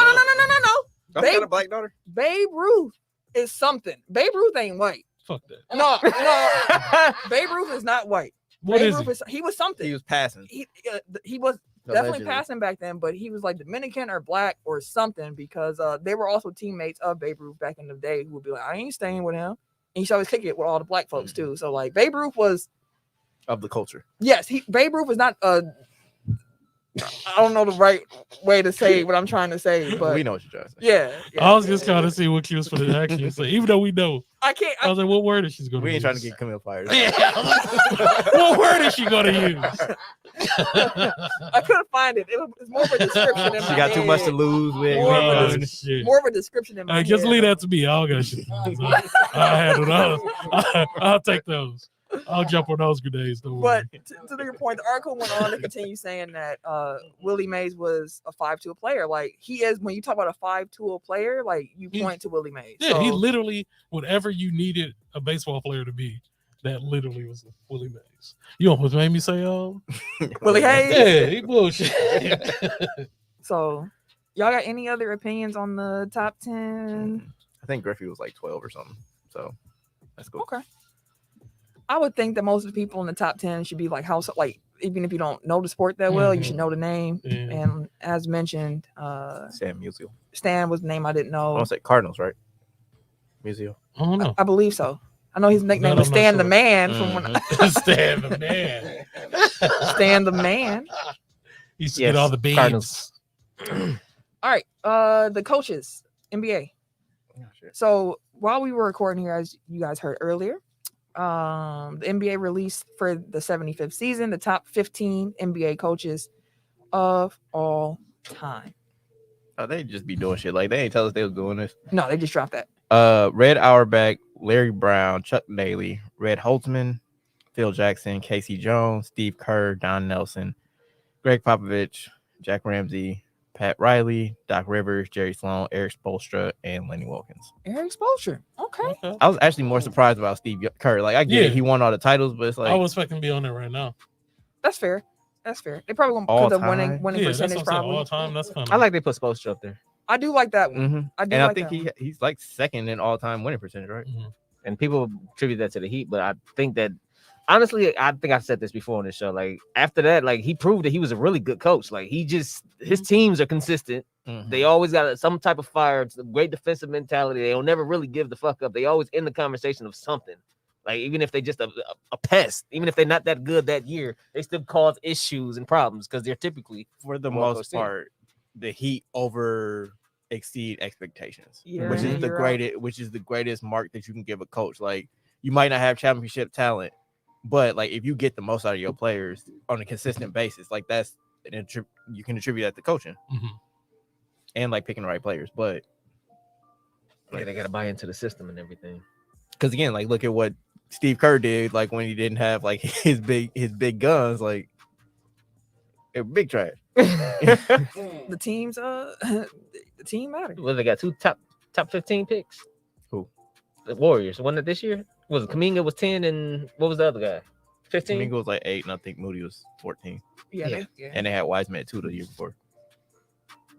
Yeah, Steve Kerr has the 3rd best winning percentage of all head coaches in NBA history. So that's probably why he got that nod. You said Billy Cunningham was on that list. Did you say Billy Cunningham? I don't think so. No, well, second place didn't matter. Didn't matter. No Billy C. Didn't matter. Phil was on there. Yep. Okay. That shit, Barry Bonds got like 19 MVPs and Don he's number Nelson 8. was on there too, right? Don Nelson, yes. I like Don Nelson. Smoking Donnie. Big bags when Don's in town. Oh, speaking of which, happy birthday. Not speaking of which, but like he was coach of Marcus Johnson. Happy birthday, old school. Happy birthday, Marcus Johnson. As Josiah always says on Twitter, the first Crip to win Wow. Wooden award. Yeah. Which I was like, dang, Marcus was a Crip. Put your daddy Happy business all birthday. out Oh, there, shit. man. Just I mean, Marcus- if your daddy was a Crip, like you probably say something. If he let you. no, If he lets you, is the key. I don't know about all that. Hey man, you get hand-me-down street cred. I got Hand-me-down problems. facts. You got plenty of uncles that take care of you. Facts. I had hand-me-down street cred in my neighborhood because of my cousin, There but you it wasn't like my cred. It was just like don't talk to her. Oh, yeah. Literally, like people like it was one time I was walking to the gas station and this dude was trying to holler at me. And dude tapped me, he's like, no, that's my cousin, and they peeled off. I really felt some kind of way about that. Like I was like, You probably mad as hell, like, oh, I damn. was like, damn. Meanwhile, he just protecting you. Hell no. He had a shield the whole the time. whole time. That sounds like Omar like coming through on the wire. Like Whistling and shit. Trying out line with shotguns all out in the open. Oh boy. Okay. Every family need one. Every family needs but one. just one. Like you Just can't, one. have, you can't have 2 because No. then they get in trouble together And yeah. or So with each other. last topic discussion piece. It was reported earlier that Shane McMahon was quietly let go Mm-hmm. from the Quietly let go, but everybody had the damn news story. Like, Everybody was pissed about it too. At the actual WWE, well, not pissed about him leaving. Well, Pissed his at him. actions Pissed did at that led him to him getting quietly let go. So he was let go because he received a lot of heat, which is a wrestling term for beef. He had a lot of negative attention. Mhm. thrown his way as his role of a producer and writer for the men's Royal Rumble match. Shane was in the match, and Like he, the dude's trying to holler at you. Oh shit! oh my god, My cousin up there. gotta go. But I love that name is so common that it doesn't give anything away. Nope. But yeah, Shane was reportedly trying to make that match all about himself, and his ideas were just really bad, and they weren't gonna make nobody else look good. And then Shane threw a hissy fit when he found out that Seth Rollins wasn't going to be in the Royal Rumble because he's supposed to have a whole program with Seth Rollins at WrestleMania, and he wanted to start it in the Rumble, and he had a whole fit. And then he trying to come out a different number. And then Randy Orton was like, if you don't come out when your music hit, I'm not walking out. So somebody going to have to come out. So long story short, they was tired of him, and his run's over before it got started. Mm-hmm. Apparently, he was supposed to be one of the biggest. Like it was supposed to be Roman's story and his story Which going into WrestleMania. to which just do a little Weird. it is weird. And I just want to put a little note there again and say this is what's wrong with WWE programming. Mm-hmm. Shane McMahon should not continue Not to be number 2. in 2022. Should not be your number 2 storyline on nothing.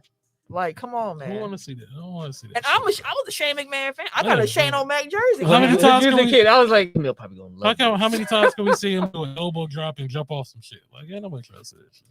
Yeah, and he had the storyline with Kevin Owens as the authority figure too, which is I thought that's what they was probably finna get back to, which I did not want to see again. Mhm.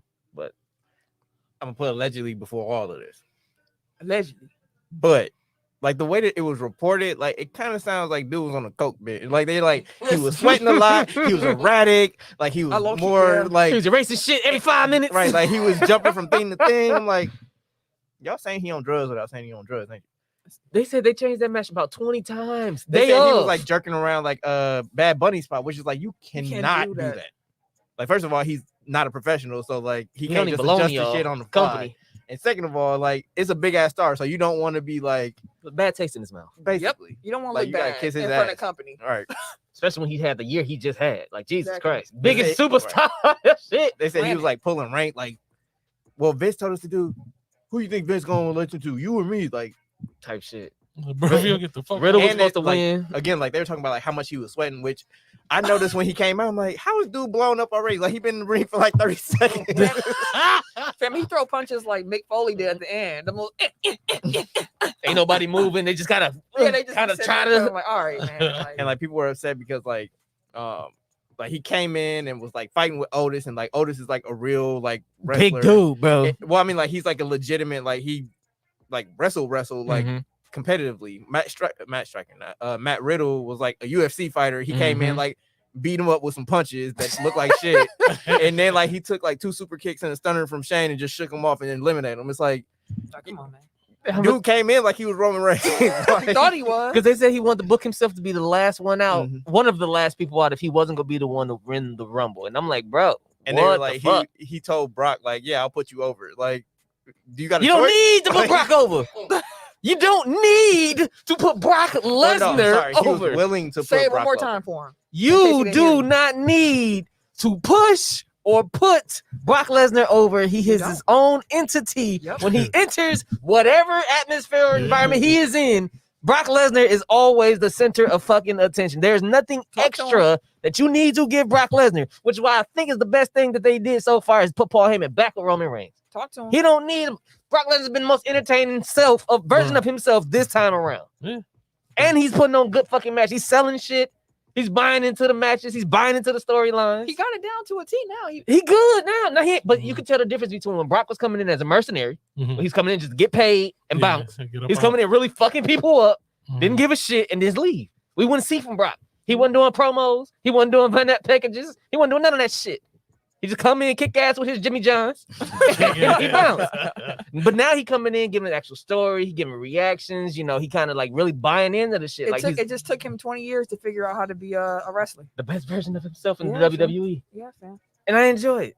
I truly do. Brock's So fine. we were talking about Shane McMahon. Like speaking of shit that nobody wants to see. Goldberg and Roman Reigns apparently is happening. Yeah. He popped up yeah. on SmackDown. For what though, bro? Because he's next.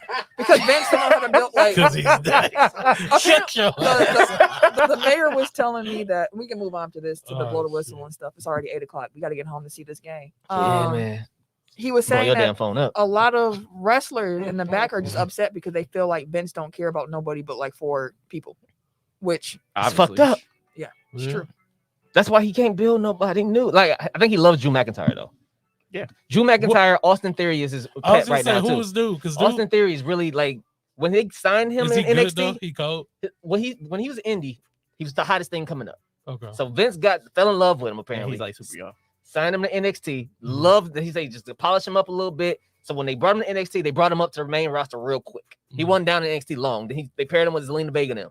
Mhm. Then after that kind of blew up, they sent him back to NXT to hone his skill. But he was with Arthur Stone he was with Johnny Gargano and his crew. Mhm. So he was learning with Oh, him yeah, and them. that's it, okay. And now he's back up playing Vince's pet, which is why when I had his number in the Royal Rumble, I wouldn't have been surprised that he would have got it and it was floated around that he could win. Because of the fact that Yes. he is literally Vince's project right now that he's building up. Yeah, I was like, how are you in the elimination chamber? What the- Yeah, he's building him up. When he won, I told Sam, I was like, it's gonna happen. Triple T said they need to put Vince in the home. They need to put Vince in the elimination chamber. Absolutely. Again. Yes. Take him out back. Again. All right. Blow the whistle time. Let's get into it. All right, now that's enough out of you. You know what? Tee his ass up. First up the bat, Eric. Yeah, mine quick. I'm gonna need Stephen A. Smith to stop threatening people on national television. I got some dirt. He got into it with KD again, which reminded me a couple years ago. He's like, "You don't want to mess with me, Kevin Durant." Like he always, and now he came back with Tiki Barber. Like apparently Tiki said something to him, and he like, "You don't want to do that. I know some stuff about you that I ain't gonna say on TV, but you know I know, right?" Like, first of all, that's blackmail, fam. That's illegal. Very much so. But like, yeah, like you, like he's making himself part of a story. It's like if you media, you media. If you, He's Shane McMahon. ain't nothing less to say. Hey, We just spent 5 perfect. minutes on it. That's perfect. That's wild shit that you out here threatening people on national TV like that, though. Now I saw another blow the whistle. Is that you, Ken? Yeah, man. Like, I saw the color. I'm like, that gotta be Ken because like I don't recognize it. But, like I ain't seen yellow in the dock in a minute. Look at Ken. Ken said, niggas ain't shit. Bro, y'all say I'll get traded in this motherfucker. Now when I ain't here next week, We'll call you. "What's your blow the whistle?" sir? but yeah, my blow the whistle is on Tom Thibodeau. Tom Thibodeau, the Knicks coach. He benched Cam Reddish because he really don't fuck with him like that. Already? Yeah, That's but just how they it is, bro. didn't want to do the He didn't wanna trade. do it. He didn't want to do the trade in the first place, so they did the trade. Oh.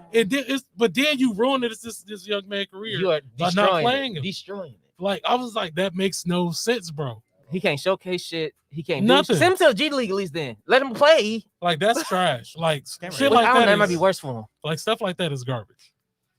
Like I get, like yeah, to your point, like it is, but like also it's like that's why your front office and your coaching staff need to be on the same page. this. Like Yeah. if he's like, I don't want him because like he doesn't fit what I'm trying to do, Yeah. like kind of listen to him. 'Cause No, it's he like, at good, the end of bro. the day, like he gonna be the one giving them playing time. Mhm. So unless you're willing to fire Tom Thibodeau over Cam Reddish, like Yeah. that you ain't just happening. wasted like that trade. Yeah, wasted a whole Exactly. draft pick. Yeah, for no reason. Like, Everybody that knows makes- Tibbs is stubborn too. That's Yeah. fact. Stubborn is his, But what his might way. end up happening is like the front office then trades away like the people that are playing in front of them. So like now you uprooted Your player foundation other of your play- team. yeah. So it's just a messy. Shit's all bad in New York. Yeah. Yeah. And they talking about still getting rid of Randall. Maybe. That's what we Like said he don't want to be earlier. there. Yeah. Everybody Like for he sale. getting into it with assistant coaches on the sideline, Ain't talked to Yeah. the media in months. giving thumbs Oh. down, which I'm still okay with. Boo, boo you. Boo yourself. Hey, that's a fine, sir. You can't do that. Let's get into the tech top 5. 5, 4, 3. 2. 1. Tech top top 5. 5. You thought I was gonna middle finger you, didn't you? Let's Whoa, hey, yo. What is going on, Wait sir? a moment. Jesus Christ. If they watching the YouTube, they see my hand. Last Yeah, week, but we, most people listen on podcasts. last week we did Black Inventions. We did not get that list up. We'll post it this week for y'all to vote for a winner. I'll take it. I said we can do Nah, a double feature. If you We're want. gonna post both of them. We got the graphic. It's now, Black History Month. so we gonna post it. Y'all need this knowledge. This week we are doing best Black biopics, so biography movies, so based on the true story. Indeed. Tim, what you got, fam? Okay. Number 5. I got Notorious. You like that movie that much? I really For did. top 5? I watched it like at least like 12 times. Yeah, I thought it was pretty good. I didn't expect to see it on nobody's top. No, No, Yeah. for sure. No, I really did enjoy it a lot. Number 4, I got 42. he was a good Biggie too. He was. Yeah, he was. What's the name? Notorious was a good Lil Kim, I think. I thought you were about to say, what's the name of the good Pac in that movie? I'm like, no, No, not Pac. Not Pac. I'm talking about Lil Kim. Yeah. Oh, shit. Number 3, I have What's Love Got to Do with It. And then wait, just to be clear, in case people didn't hear, 4 was 42. Yes, the Jackie Robinson stuff. Yeah. And then Tina Turner for What's Love Got to Do with It. Number 3. Number 2, I have Hidden Figures. Hidden Figures was so freaking good. It was way better than I thought it was It gonna was, be. I was in the theater like, Right. It was on the good. TV, I was like, my It missus was really like, good. You okay, TT? I'm like, yeah, girl, y'all don't see the Oh, when they made her ass walk to the bathroom, bro, I was sitting there like, my God, bro. tear up now. It was really good. I think that's That's a one great of the movie. movies I seen when I was in the desert. Oh yeah. So I was just sitting there. I was sitting there. Oh, That's shit, a great this movie. good. That's a great movie. Taraji acted her butt off in yeah, that. they did. So did Janelle Monáe. Janelle Monáe. I was like, this girl can act. Janelle Monáe. Monáe. All right, number 1, the Jacksons, an American Dream.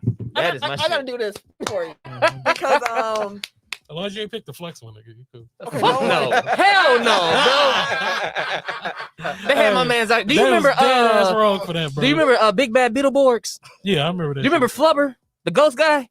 See, I don't That's how remember. Flex was looking as Michael Jackson in that was motherfucker. Like a terrible straight ass movie. guy. That That was shit was horrible. terrible. That was like who? That I've was only horrible. ever seen the screen cap. you Bro. don't. That's That's enough. all I That's need. all you I'm need. talking about That's all you need. trash, That shit was bro. terrible. Flex, I don't know why the hell they did that to that man. That was I don't know good. why he They got a said, new one "I'll coming do out it." though. I heard that they're in the making of a new one. A new Michael Michael Jackson Jackson. movie. Yeah, I think Sony's doing it. Triple T August- said that or- Flex Alexander was or the Dream disrespectful. Game. Mad He really disrespectful, was bro. disrespectful. fam. Mad disrespectful. Like, I was He was excited to watch it, and then I was watching it like, oh no, He baby. like Dave Chappelle when he was the white anchor. That's who he. That's Pretty much. 'Cause that shit was terrible. It was awful. It was awful. Oh my god, that was terrible. But no, I like the actual. Jackson. The Jackson 5 American Dream is one Yeah, of the That was best. one of my favorites. Yeah, Maybe like it's- 4 hours long. I've never seen that movie in one sitting. Yeah, it's like 4 or 5 hours. I feel like I have several times. I've I don't know literally how, bro, always you caught seen it that shit like that. at different. I've seen the whole movie multiple times, Yeah. but like I always But catch in one it at sitting? random. Yeah, Maybe my- as a kid, I probably watched it as a kid all the way through. My I uncle think. used to call me. He said I looked like Michael Jackson a lot when I was younger, which I got that all the way through. I got that all the way through middle school, and then when I hit high school, it was Ray J. Oh, So I it can was see like- Ray It was, J. it First was, of all, it was young black Mike when I was this younger. nigga No, I've said- seen you as a kid, and I've seen your son, Young and Black I don't. I don't think. Also had a Jerry curl at one point. Oh, I, okay. Well, when I think Michael, you probably like Rick James, then, motherfucker. Right, 'cause when Not Michael no was Michael young, Jackson. he had an afro, not a Jerry curl, so like, it don't make. I've gotten Michael Jackson for the Oh, shit. longest time. Tell You people can to look. check their I'm eyes. about to look at my. I've seen them. Yeah, well, Hey, I- send us a picture of you looking like Michael Jackson. Okay, I'll show you. Some I've shit. seen them. I'm like, this nigga. Eric, what you got? 5, I got Why Do Fools Fall in Love. Hey, Frankie Lyman. Yep. 4, Malcolm X. Okay. 3. Brother, stop. Wait, no. Sorry. 4, Ray. 3, Malcolm X. For sure. 2, Ali. 1, Jackson 5. Okay.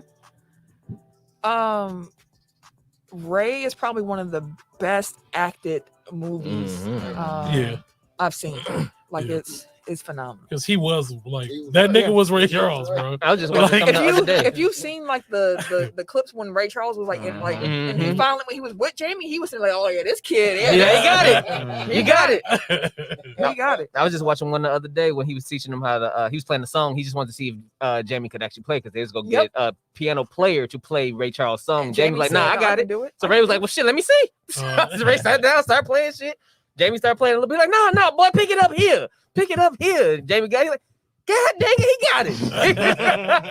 It was You know good. what? I'm gonna make a quick substitute. I'm gonna make a quick change here for the end. So we Jamie Foxx is one of like the most talented people. Yeah, it is. like That's real a fact. talk. That's a The, fact. the range is ridiculous. He don't get enough credit for it though, but he definitely That's hella a fact. talented. He's just a kind of a weird dude. goofy as fuck. No, No, I'm but not yeah, he saying is. goofy. I'm Yeah, saying he like he's weird kind of dude. weird, like He just weird in guy. real life. Yeah, Like, he's a weird guy. but anywho, you hear Triple T said you definitely Tito.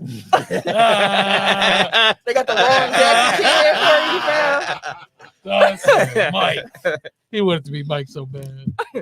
All right, my top 5. Number 5, I got the New Edition story Hey, Pepper, that's my honorable mention. because I can watch that. I still gotta watch I that. can watch it I every day. was actually like shocked at how good It was that really was. good. It was like acting was like the kids they got to play them were Yeah. off the chain. The adult actors they got to play them were Yep. great. The acting was just off the chain. The story itself was entertaining. Like the Yeah. whole thing It was around dope. it was really, really good. And I will again say, if you have not seen the New Edition story, please go and see it. Took his head On the flip side, you know what I didn't like? What? The TLC story. Oh yeah, we don't. That was bad, that was bad. Man, I was enjoying it to an extent. I like that they told the story, but like Mhm. it just wasn't told. The music was nostalgic. Like Yeah. a lot of it was more so for the, The nostalgia. music, yeah, the music was what I wanted to hear, but like they Mhm. didn't tell the story The well. Bobby Brown one was good too. That was Mm, Young Like, that was- Kane out here. I fuck with Bobby Brown. It was like a spinoff of the New Edition. Yeah. Mhm. Number Basically. 4, I got What's Love Got to Do with It. I can probably Eat cake. I can quote that movie probably too well. Yeah. Because they're in the age you probably saw it for the first time. Me and Tim's wife, my best friend, we as That's kids her shit. would literally like be on the phone like, okay, We're gonna count down from 3. We're gonna press play at the same time. Like we synced up movies. The amount of times that me and her have seen what's love got to do with it, it's probably scary. Especially because we were like 10. Like we shouldn't have been watching it that many times. To the point where me and her watched it like 2 years before the pandemic, and we had another friend over, and me and her kept going back and forth. Like we doing parts. We sitting here queuing to each. We doing dance moves. Our friend was like, "Why do y'all know this so well?" We was like, "It's a long story." Yeah, I'm glad that was y'all night, bro. Because I'm like, can I watch the movie? Damn. No, Bad as no.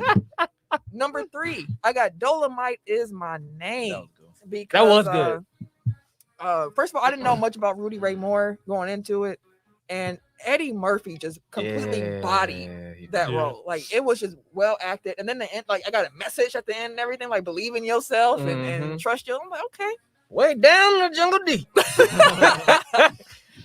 And also Wesley Snipes was absolutely amazing. Oh, Wesley Snipes is a trip. And Dolomite is my name. He's actually, since he's gotten back into movies, Wesley Snipes has been killing his role. Yeah, he has. Number 2, I got Malcolm X. That was my number 1 at first, but I made it last. Ditched change for my favorite. Number 1, The Temptations. It's my favorite, so I had to bump it up. Like I love Malcolm X is like my favorite historical figure, and I love the movie. But like when it comes to a movie I've seen too many times, it is The Temptations. I think I've seen that movie both parts at least, and I'm not exaggerating because I tried to figure this out. I've seen it at least 300 times. Woo! God damn. When it came out, I was living in Michigan, so it was a really big deal when it came out. And we recorded on VHS, and I watched it every day throughout that whole year. I was in 4th grade, watched it every day. Then I got older and kept watching it and watching it and watching it. Like movie, I can quote The Temptations. We were gonna do it all. I can do the dance moves, the quotes. Everybody came to see you, man. There's so many in that movie. Should be looking like that motherfucker when my hair grow out. Oh, you look like everybody. Right, clearly. Ken, what's your list? At 5, I have Straight Outta Compton. 4, Selma. You still ain't see Straight Outta Compton? It's really good. I ain't seen Super half of these movies. Add them to your list, fam. Yeah. 4, I have Selma. So whose biopic is that? Like I saw that on your list. Like we kind of Martin Luther King. Yeah, I would say it's his. I got another one. Man, gonna put on there. I feel like it. I mean, I was just curious. What's Love Got to Do with It? And number 3. Number 2, Temptations, and number 1, Malcolm X. I like that. I love Malcolm X. Yeah, the reason why I got my glasses and everything. Were there any other honorable mentions y'all had on y'all list that you want to shout out? I delete it. 42 was 42 one I didn't put on mine. Shredded Compton was one I had on my 42 and Shredded Compton were my last 2 cuts. Temptations was my last cut. For mine. Also had Hidden Figures, Remember the Titans. Yeah, I have Remember the Titans on my list. I wasn't sure if that counted, so Coach Carter. I guess I love Coach Carter. Also had Judas and the Black Messiah. I enjoyed that a lot. Yeah, that's was really good. That was a good That was movie. really good. Like really, that's a really good movie. I had Pride on mine. You do like that movie a lot. Yeah. The thing about Black Jesus and the Black what is Jesus. it? What is- Judas- what the fuck is- Judas and the thank Black you. Messiah. Like I always forget what the side. Like just how young everybody was. Yes. Yeah. Oh And my like- God, doing something now. 22. I was Bro, sitting here ain't just no trying way. to.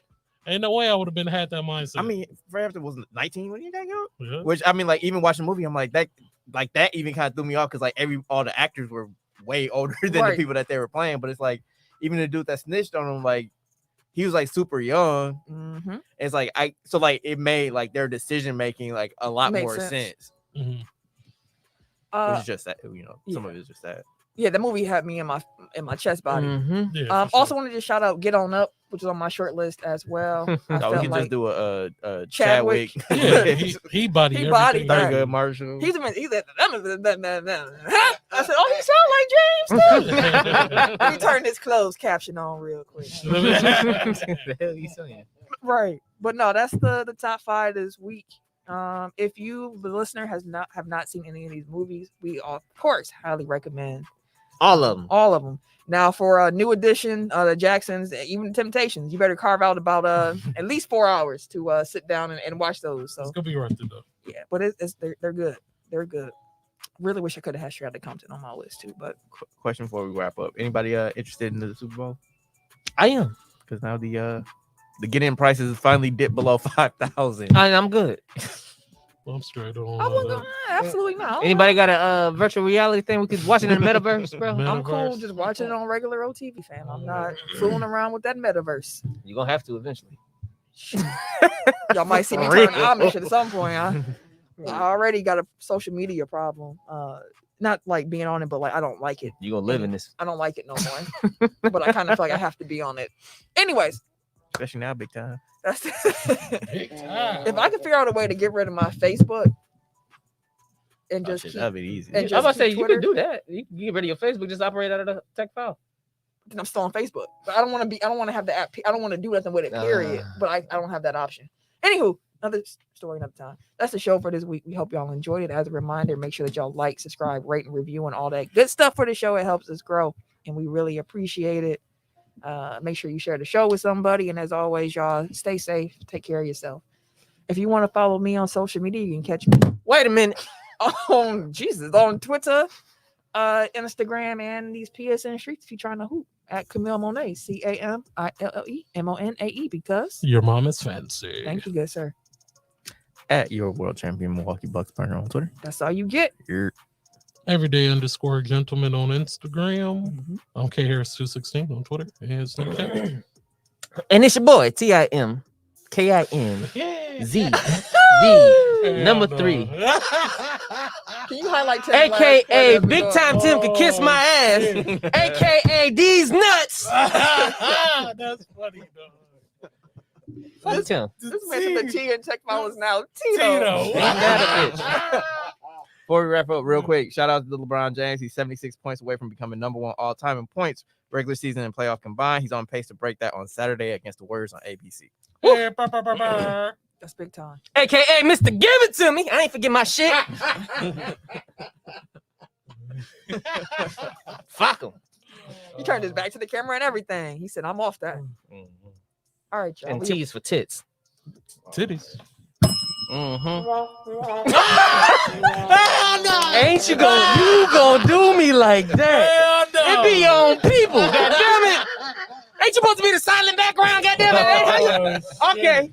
You changed every Okay. time. Oh, Okay. shit. We got a ha to end that up. Appreciate all y'all in the chat too. By the way, again, y'all make the show so much more entertaining than what we Absolutely. already do. So we appreciate y'all spending y'all time with us live on Tuesdays. And that's that. We catch y'all next week.